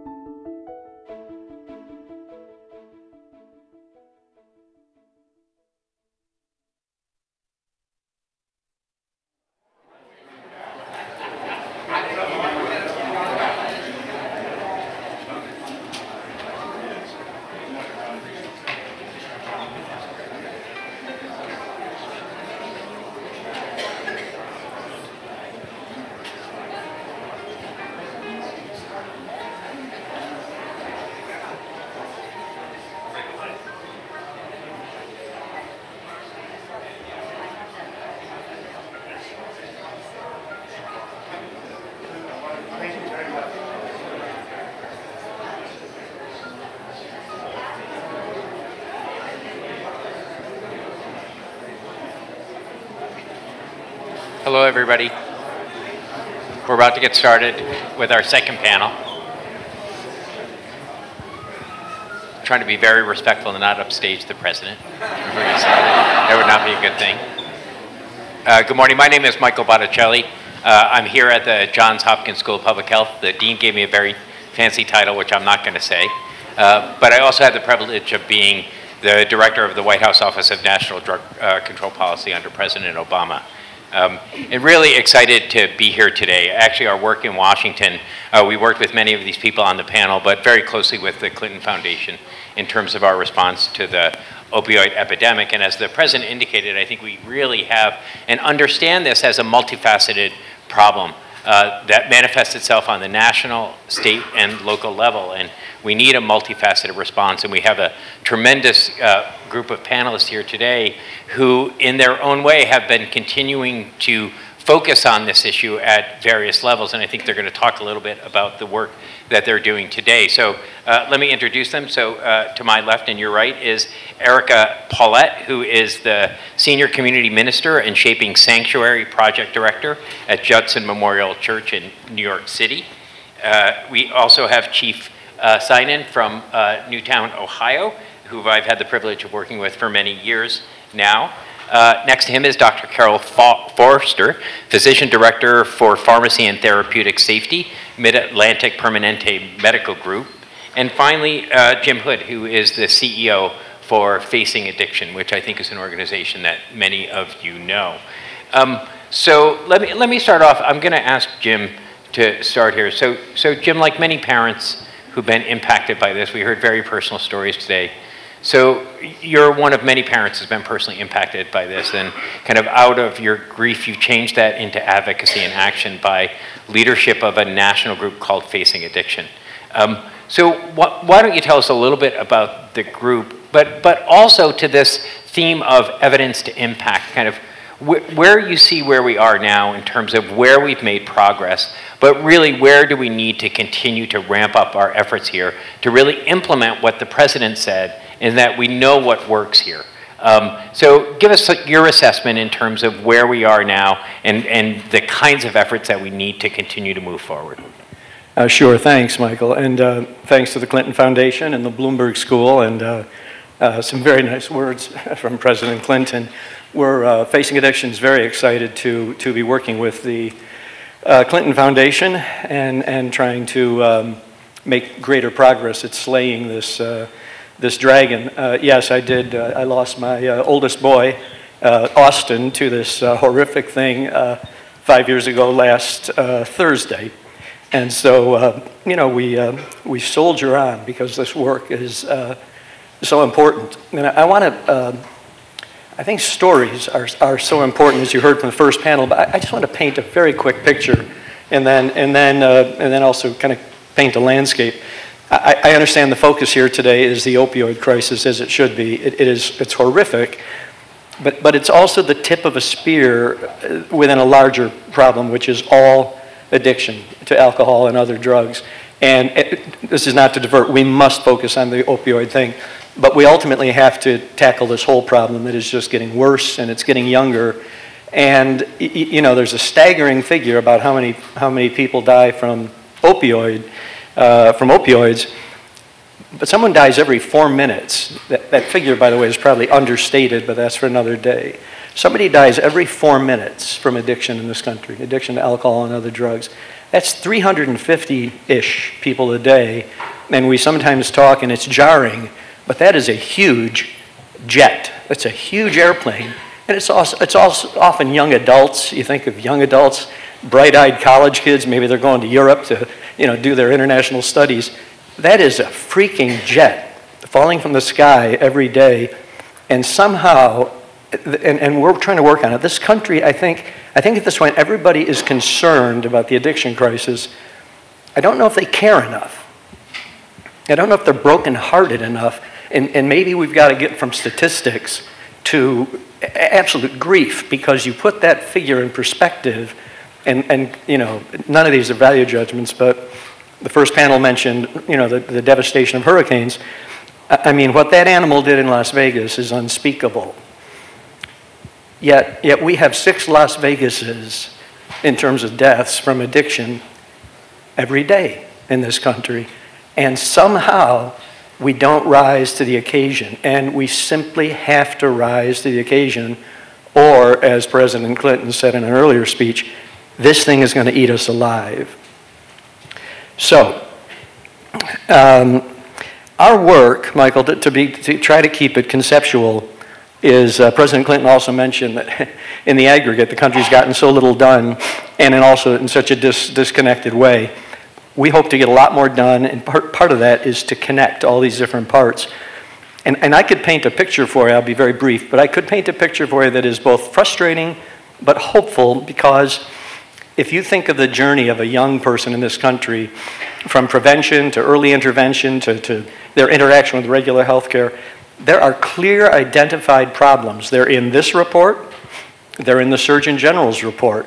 There are problems with prevention. It's the wrong programs. We don't go to where the kids are. There are problems with early intervention. Our pediatricians are insufficiently trained. We talked about doctors who overprescribe because they only get a few hours of training in med school. Some treatment works, a lot of it doesn't. It's not scalable, it's not affordable, it's not integrated with the healthcare system. There's still too much of a criminal justice response in the country that's got to be shifted. Long-term aftercare is not what it should be. But we know what to do in every one of those boxes. We just don't do it. And we just simply have to stop talking about it and doing it. So, in the largest sense, Facing Addiction is a national group, think of it as the American Cancer Society, to try to integrate the private sector's response to this crisis. Thank you. We could follow up on some of those. So, Erica, let me ask you a question. So, our faith, should I call you Reverend, or is it okay to call you? Okay, thank you.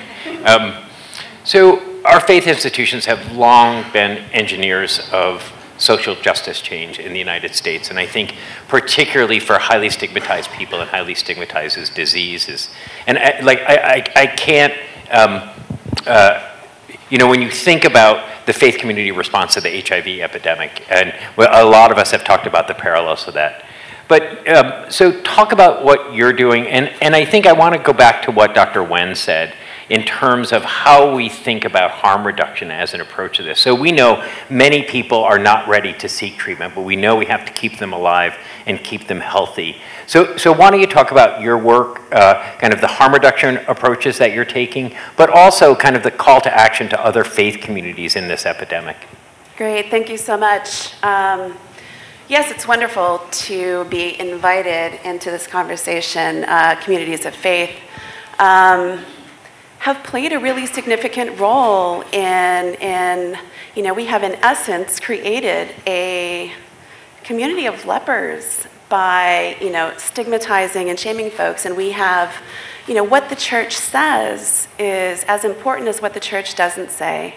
I gave a sermon earlier this year on the gospel of harm reduction, and within hours, I was receiving hundreds of emails, phone calls, encounters with folks in the church, in the community, in the halls of Harm Reduction Coalition, where I also work. People said they had never heard the drugs issue talked about in a sacred space. They had never heard the drugs issue talked about and imagined with a compassionate response. They had never heard their story reflected in those rooms. They had never heard their child, their loved one, and their self called beloved. That's really significant. The church is really charged with making a space and a place. And in order to do that, not only do we need to extend radical welcome, but we need to make sure that we are, you know, examining and tearing down those barriers that delimit folks from accessing help.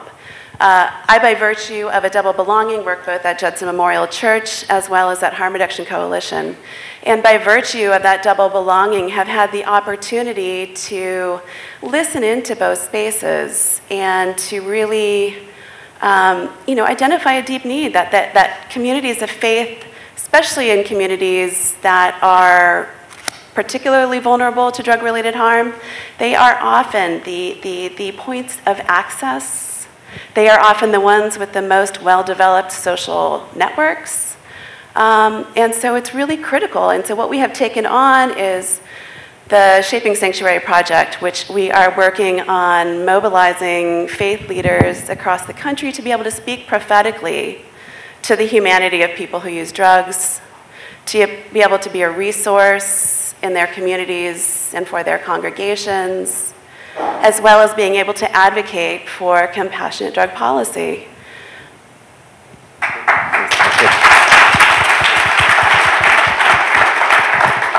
I want to follow up on that because this is a really good example where kind of the evidence of what we know to be effective is a far cry from what's been implemented. And we've known, for example, that access to sterile syringes and even naloxone are proven intervention strategies.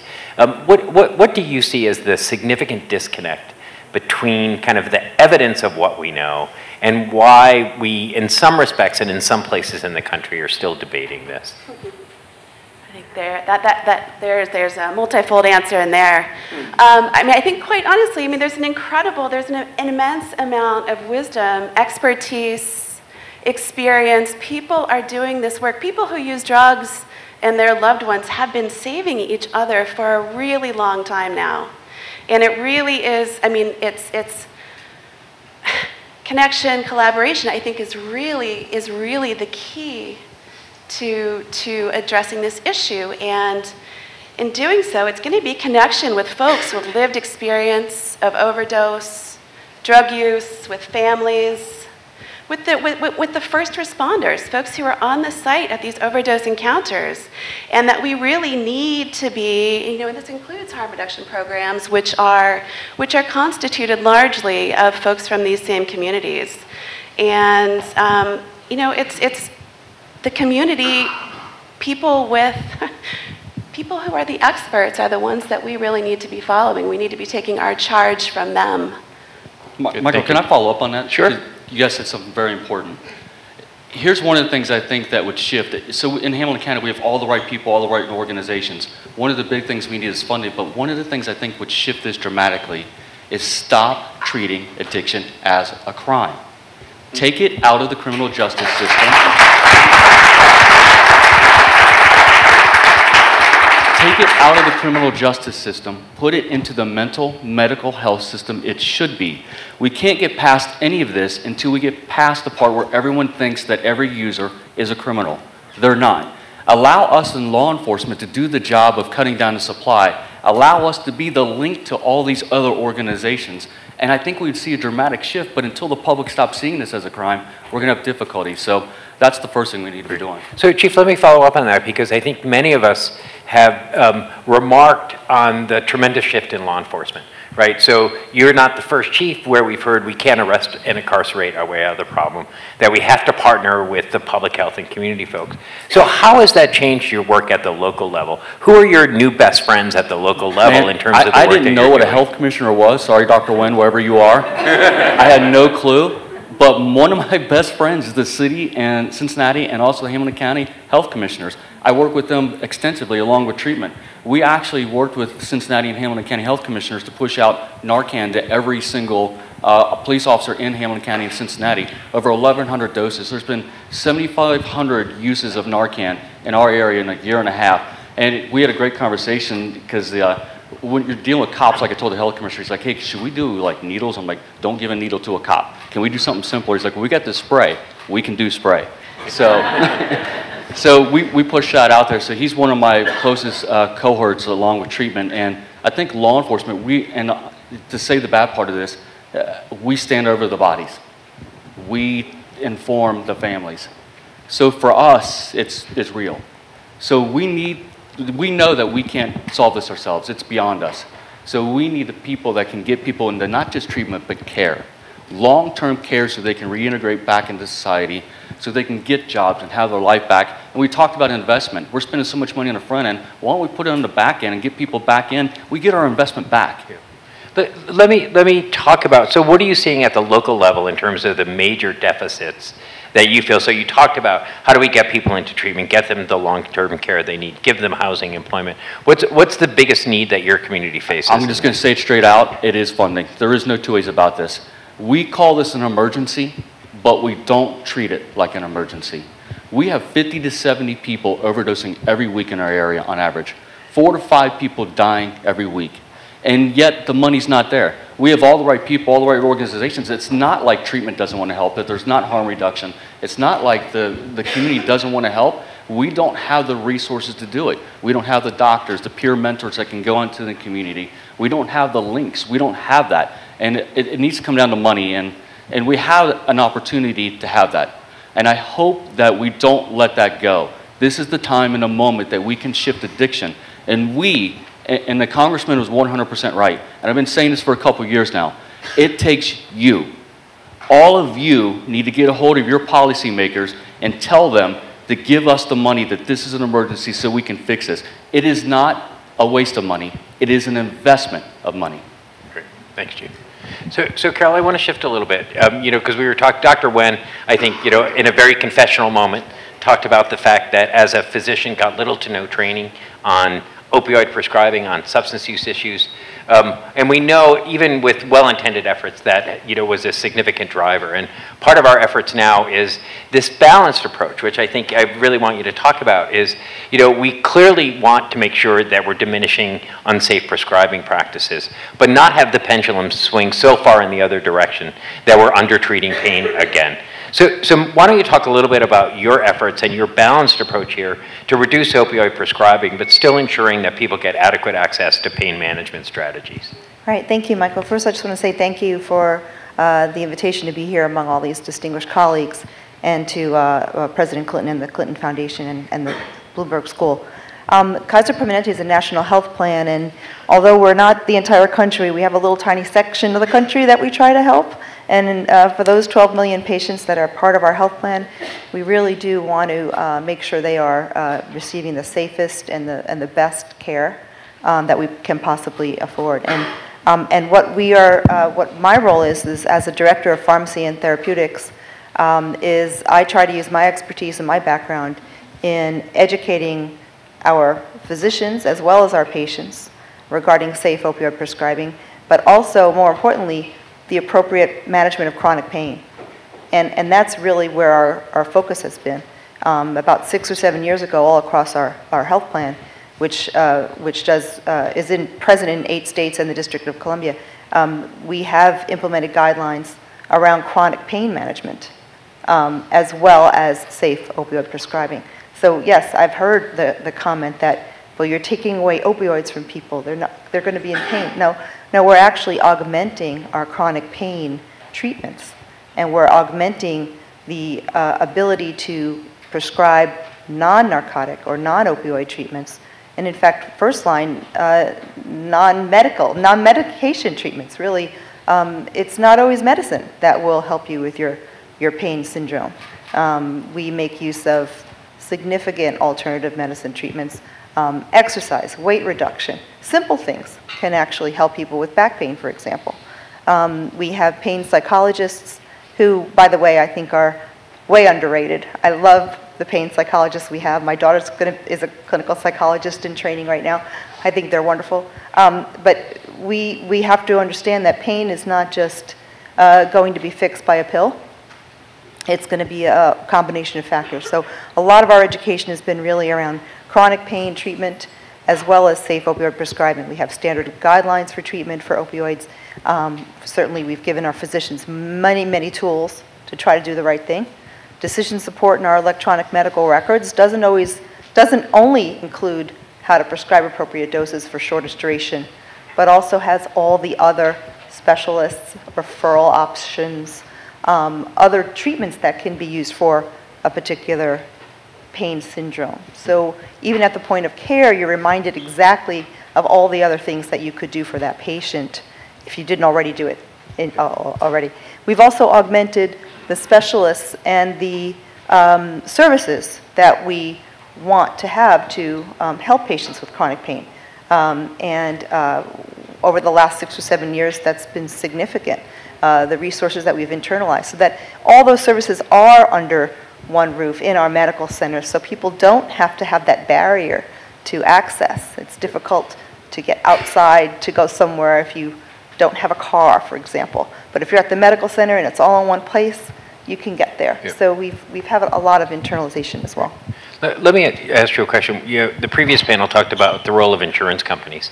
And I've often heard from physicians and prescribers saying, I want to do the right thing and not prescribe an opioid, and look at giving folks physical therapy, acupuncture, and often have an insurance roadblock. That insurance doesn't cover those kind of non-pharmacologic pain management strategies. So has that been an issue for people in your practice in terms of reimbursement for those? So again, I'm lucky to practice in a setting where we have those internal resources, but I totally understand. I have friends and family that are physicians who do not practice in a setting like I do, and they have to be very cognizant of what that patient has as far as their benefit. So they may want to give them certain services, but they know that patient's not going to do it because they have to pay out of pocket for it.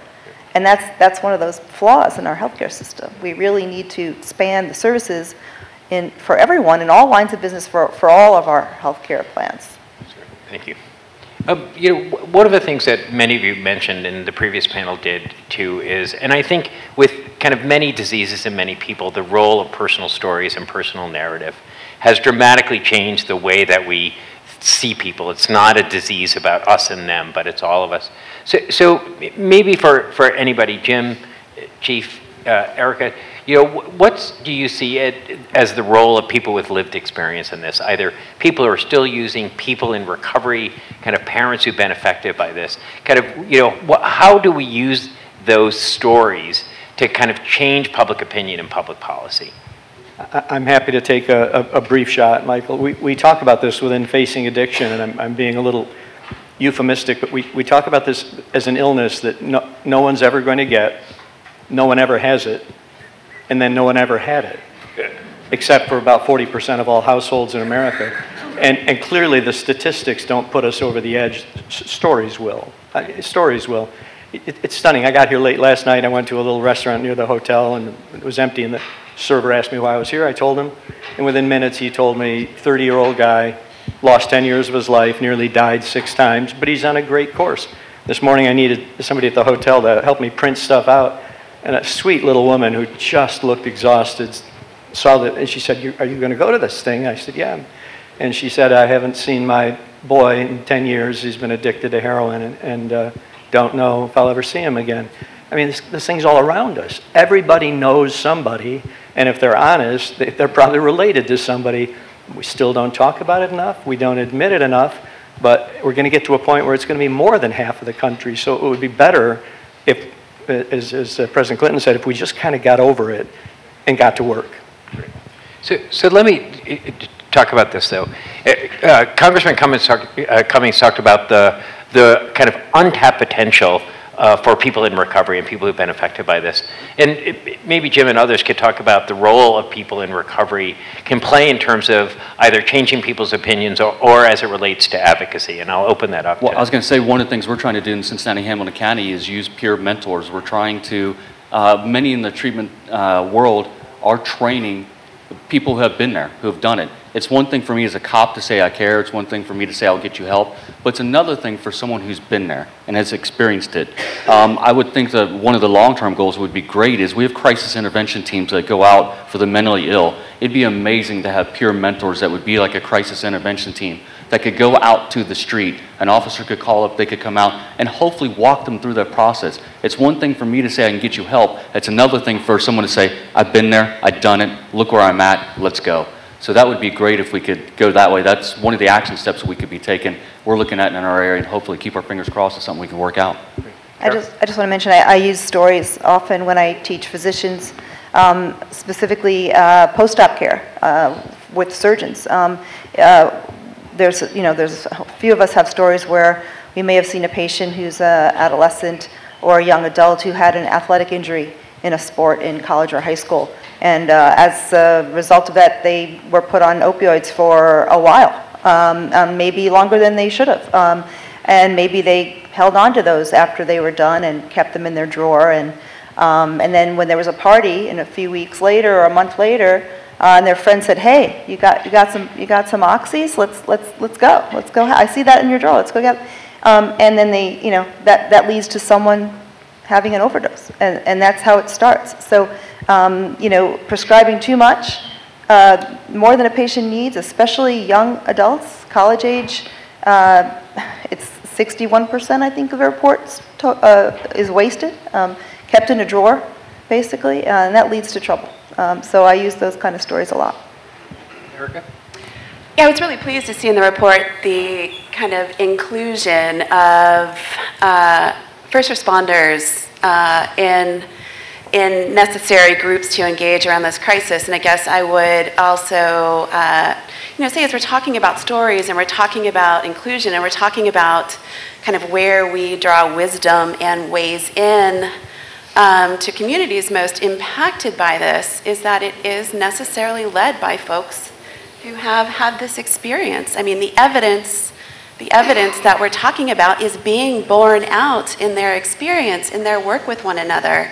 And it's really incumbent on us to listen into those spaces and to figure out how we can work in synergy with what they're doing. I mean, yeah, that seems fundamental to me. One of the things I think we've been talking about in the previous panel is the role of advocacy, right? And I think, one of the things that I think really changed the trajectory of the HIV epidemic was, quite honestly, a bunch of really angry gay men and lesbians who said, we're not going to take it anymore. And really created, I think, the urgency around this. And I think many of us who've been doing this work have felt like this has not had the urgency that whether natural crises or other epidemics had. So maybe you could kind of talk about the role of advocacy and how we think about harnessing that kind of potential for really accelerating change. There's one thing I was going to say. Look at Mothers Against Drunk Drivers. Right. It was a group of, excuse my language, pissed off moms that affected change. And I sit there across from parents who've lost their child, and there's many people who want to help, but there's not this big, large organization like a Mothers Against Drunk Drivers. It'd be great if there was this community grassroots that grew into a national level of mothers, fathers who lost their children and could advocate that, not just so that the public changes their image of the user, but also advocate for policy change. Well, I couldn't agree more. When we looked at the addiction landscape, there are a lot of organizations with good people in them doing good work. In fact, but for complicated reasons, no one ever built a movement, created a critical mass.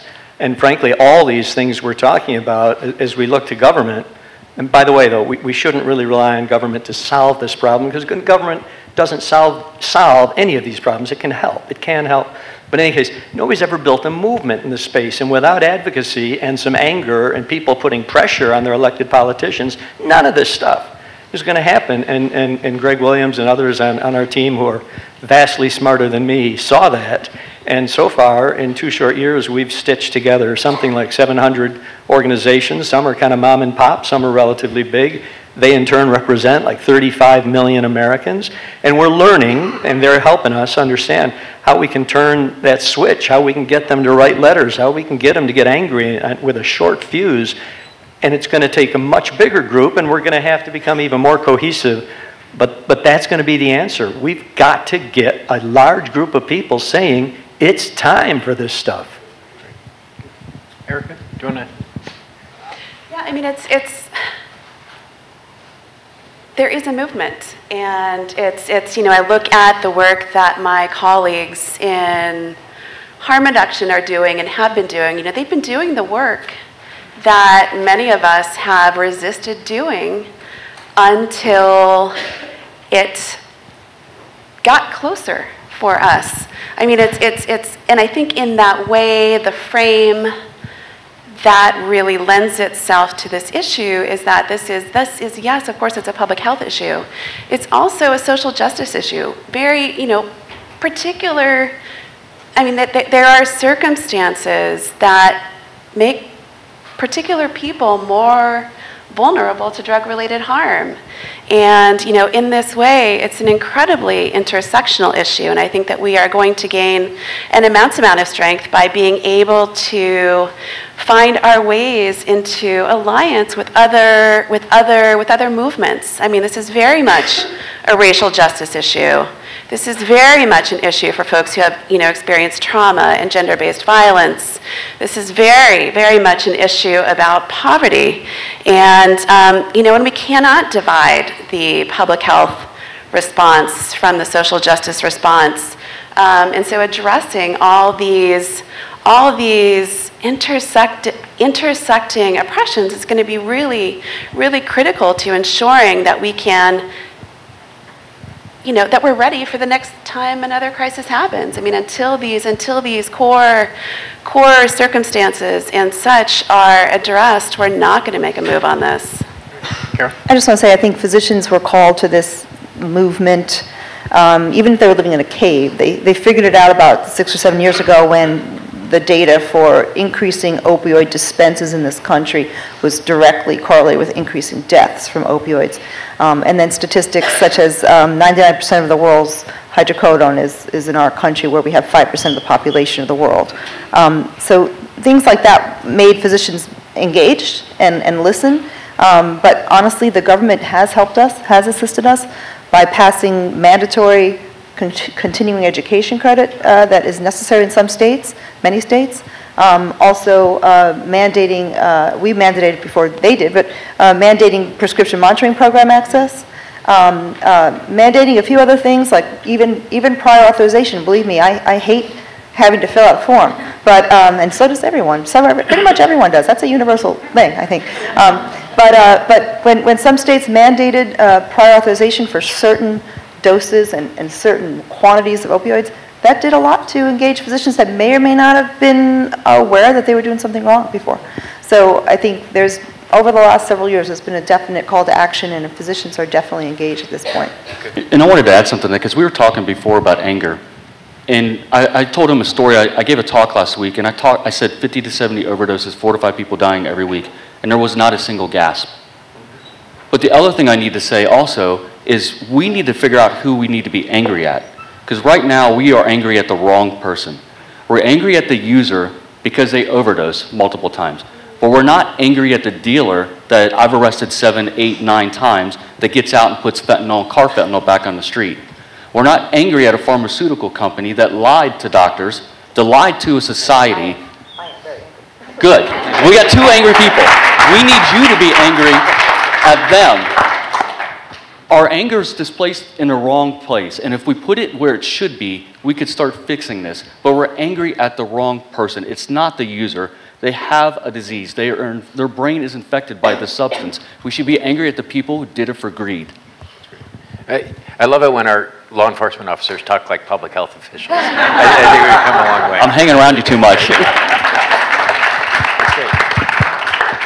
But let me ask this, because while we've seen great sea change among law enforcement, I think all of us are worried that at the federal level, quite honestly, that despite kind of pairing drug policy reform with criminal justice reform, that we might be backsliding. So how do we keep that momentum going at the local level to really ensure that this is a health response and not a punitive response? Well, I'm telling you, law enforcement is at a crossroads right now, because what I'm saying is not necessarily what the majority are saying. And there is a group that is pushing back and saying, wait a minute, this is a crime, I'm going to treat it like a crime. For us, it's unique, because we're arguing within our own realm, am I a law enforcement officer or am I a first responder? Right. This issue has blurred those lines, and even for us, we're confused. Me, it's no confusion. My job is to save lives, period. I don't care who you are or what you did. I am not the judge, anybody's sin, because trust me, I have my own. So my job is to save lives. But we in law enforcement are arguing about what is our role. And this is where the public, and I keep saying this over, and I've been screaming it for 2 to 3 years now. It is you. You shift all policy that we, the federal, local, county, state officials do. And when you stand up and say, we're going to treat this differently, then we in law enforcement will have no choice but to treat it differently. Jim? Building on that, Facing Addiction has an interesting a program that we initiated recently, we started hearing from a lot of communities that they're lost. And it's not a criticism, they simply don't know what to do about this issue. So we created this pilot communities thing where we go in, and we don't have a silver bullet. We have some knowledge, we have some best practices that we can peddle around, and we bring together local leaders and healthcare and law enforcement, faith, parents, educators, and you get together and you start talking about what's working in your community, what isn't working, what are the gaps, because there are some similarities, but obviously depending on the makeup of the community, they're different. And we're working with them to forge a plan that we can leave behind so that within a year or so, they'll have, you know, some cohesive way to tackle this problem in their community and to either raise additional funding or redirect funding that exists but maybe isn't going to the best and highest use. There's nothing terribly glamorous about it or no magic, but it's just kind of rolling up your sleeves and getting to work. I want to kind of follow up on the role of community, right? So many of you probably read the book Dreamland by Sam Quinones. Really great book. And I've gotten to know Sam over the years, and one of the lines that he uses that I steal from him, at least with attribution, is that the fundamental response to our opioid epidemic is community. And I think all of you who work in various sectors of community, and maybe just reflect on your own kind of thinking about kind of community and community coalition, kind of who needs to be at the table, what's really important for them to think about as they respond to this issues. I think all of us at the federal level, or used to be at the federal level, know we have a role, but ultimately it's what happens at the community level that's important. So I wonder if you could just reflect on kind of the role of community in this. Yeah, I think when you say that, I think right away, I mean, my training is pediatrics and adolescent medicine after I went to pharmacy school. So I think of school and education, and in the community in middle schools and high schools and colleges, how can my medical colleagues go out there and educate? And I don't mean just, you know, do a lecture once, third period, and some kids don't even bother to show up. I mean having consistent education in the schools that's required. I know all my kids are out of high school now, but I know that they were required to take a course in economics in high school. That was a requirement. They couldn't get out of that. They had to do it.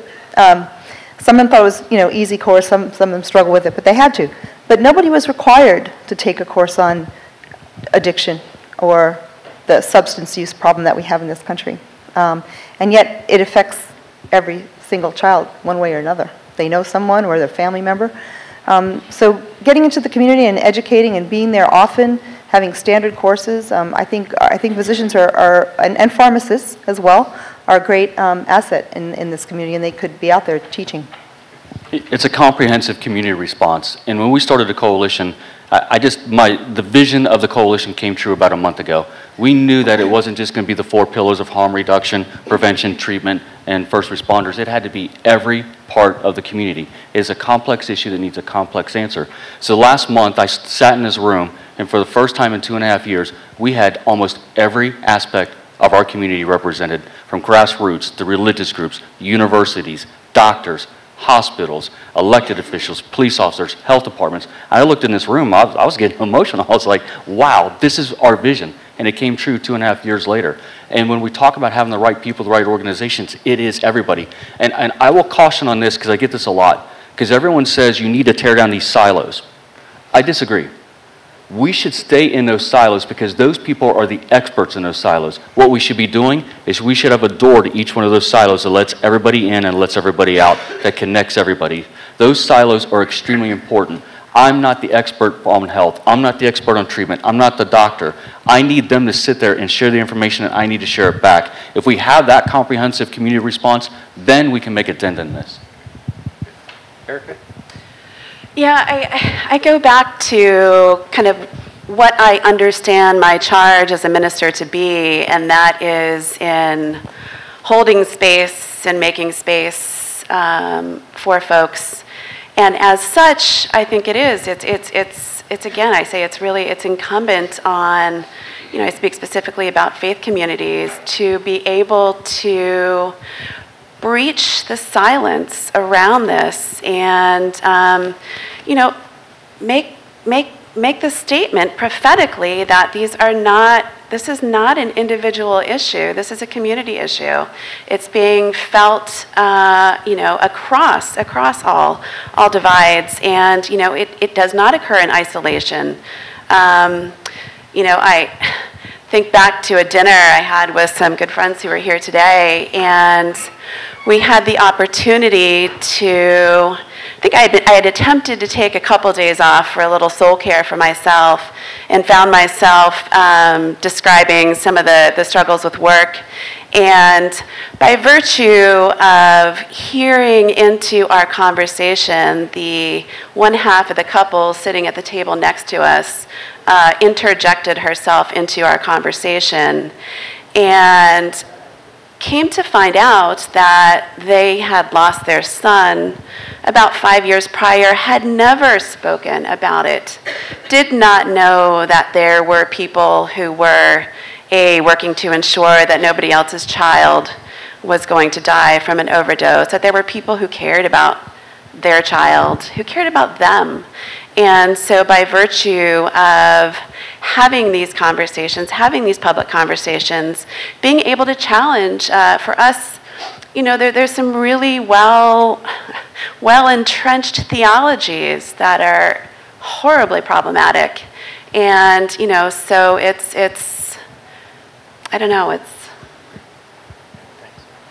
So we only have a few minutes left, and I want to end by just asking each of you, in the spirit of this conversation, and President Clinton's charge to, let's think about actions going forward. Kind of from your perspective, you've all done an incredible amount of work, but what are the 1, 2, or 3 things that we really need to do next that we think is really going to continue to leverage change as it relates to not just this epidemic, but addiction issues in general? And Jim, I'll start with you. Michael, I would, I would singularly put stigma at the top of the list. I mean, these folks are all so smart, and you, not so much me, but we do know what needs to be done, but there's a little bit of inside baseball risk of smart people talking to themselves. I don't think we can we shouldn't underestimate the debilitating power of stigma. There's still half the people out there, give or take, do not think this is an illness, even though we've known it for 75 years. And if you don't think it's an illness, then you do think it's a matter of moral failing, and it's your problem, and why should I care? I mean, that is a huge issue. How do we get to them, Jim? Like, we've all been having this conversation, so Sure. How do we get to those people? A massive education campaign, and it's I hope something that we will get to, Facing Addiction with the Clinton Foundation, but a massive, we call it a rebranding campaign, which is not to be confused with making this thing attractive. It's to reframe how people think about it as an illness. 90% of the people who suffer from addiction still never get any form of treatment. I mean, imagine if that were any other illness. There would be a riot in the streets. In my town, and you read obituaries of people under 25, and it's a sudden cause of death, a shocking... We know what that is. We know what that is. If people are not willing to face this thing and call it an illness, which is treatable, it's not inherently fatal, we can get there, but the first step is to get over the stigma and the shame and the discrimination that attaches to it. If we can do that, it's going to be a whole different ballgame. Thank you. Carol? I'd like to focus on prevention, I think, at this point. I think, at least from my perspective, I think that's where we have a lot of opportunity. Raising awareness in the community means, as I mentioned before, education, education, education. Again, my background is in adolescent medicine peds. When we were all about antibiotic resistance, we went out there and we educated, we got the community involved. Patients realized this was not a good thing, and they went from demanding an antibiotic for a cold to saying, wait, do you really think I need that antibiotic because that might hurt a kid with a pneumonia? Do you really think I need that antibiotic? Yeah, this one you really do. So we ended up just, the pendulum swung the opposite way with antibiotic resistance because we really did a great job at educating. And I saw that was actually mentioned in the report. And that was my analogy I was going to talk about today, but oh well. But anyway, it wasn't, not a big thing. But anyway, we don't have that with opioid use. We have, as you mentioned, the stigma, and people are still expecting to get their opioids and be pain-free. And that expectation has to be changed through education. Stigma. It is probably one of the biggest things blocking us right now, and I'll make this short. I hope within my career we shift addiction out of the criminal justice system into the mental medical health system. It should be allow us to go after the right people and allow us to get the right people the care they need. Yeah. Thank you.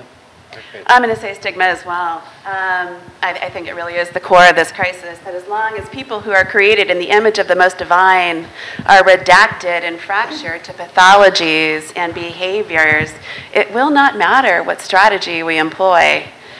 Speaking as the church, I mean, we have attached stigma and shame to the drugs issue and the people it touches. You know, we have in essence, as I said before, created a population of lepers, and it is incumbent on us to liberate them. We must be a space and a place that offers compassion and stands in awe at the many burdens that people carry, rather than judges them for how they carry it. Great. Thank you. So, this is great.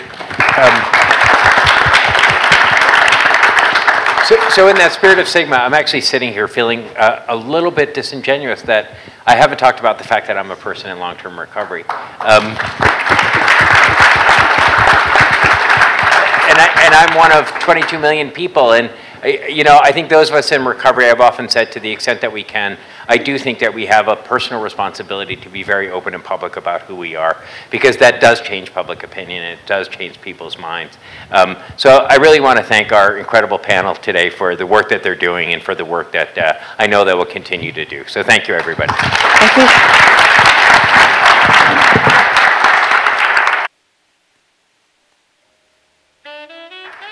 Thank you. Well, this just about wraps it up, and my name is Caleb Alexander. I'm co-director of the Johns Hopkins Center for Drug Safety and Effectiveness, and as I expected, those were two exceptional panels. Mr. President, on behalf of the Johns Hopkins Bloomberg School of Public Health, I'd like to extend our deepest gratitude to you and to the Clinton Foundation for your leadership and commitment to addressing the important issues that we have discussed today. 5 years ago, you mobilized the foundation to act, and since that time, you've been on the leading edge working for change, such as through the foundation's tireless efforts to raise public awareness of the crisis, as well as help people understand that addiction, as we've discussed, is a brain disease, not a behavior. I'd also like to thank Congressman Cummings, our other esteemed dignitaries, Dean Ellen McKenzie, and all of you who have joined us, both here in the room and from around the country. Thank you for your participation. This event, as well as our newly released report, The Opioid Epidemic, From Evidence to Impact, took a lot of planning. It would not have been possible without the dedicated efforts of so many individuals from the Clinton Foundation and the Bloomberg School of Public Health, including those working to help communities fight the epidemic through the Bloomberg American Health Initiative. But as we've heard today, I too want to underscore the importance of the efforts of all of you in the room and all of you who have joined us today from afar. We've all been touched by this epidemic one way or another, and we should not doubt the power of our collective action. In 2011, Judy Rumler lost her son Steve to a heroin overdose. And I told her about this event, and I asked her if I could share his story, and she said, "I'm always happy to have Steve's story shared if it helps the cause." Judy talks about a note that she keeps next to his picture. It says, "If love could have saved you, you would have lived forever." Families shouldn't have to endure this suffering, and there's no conflict between reducing our over-reliance on prescription opioids on the one hand and improving the quality of care for those in pain on the other. But it is going to take effort and resources, and as you've heard today, mobilization. The good news is that we know a lot about what works. So thank you again for all that you do.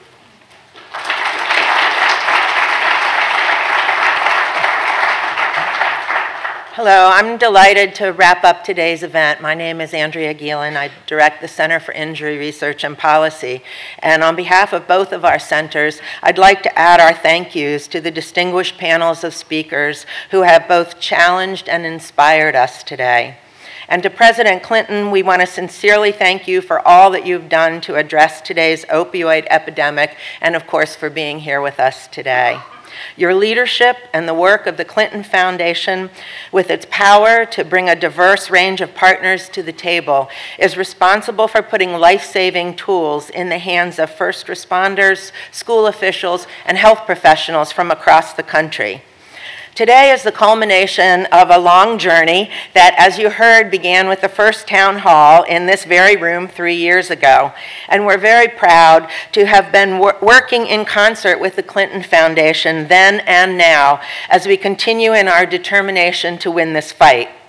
Like many public health and injury problems, opioid overdoses reflect what happens when a product that delivers both benefits and harms exists in an environment that allows the harms to flourish. Addiction without access to treatment, too many medications from overprescribing, and medications supplied without its life-saving antidote are a few examples.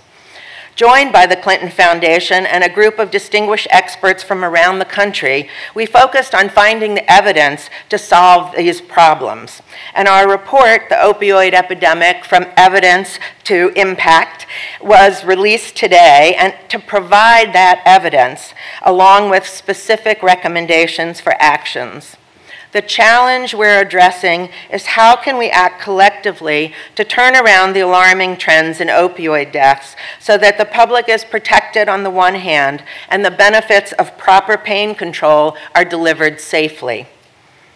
We hope that today is the beginning of a new journey, one that moves us surely and steadfast to ending this epidemic. With the help of everyone here and everyone joining us online, we're confident that this goal will be realized, and we thank you all very much for being here today and for joining us in the future. Thank you very much.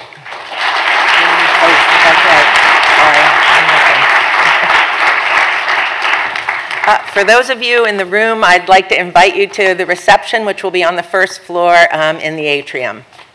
Thank you.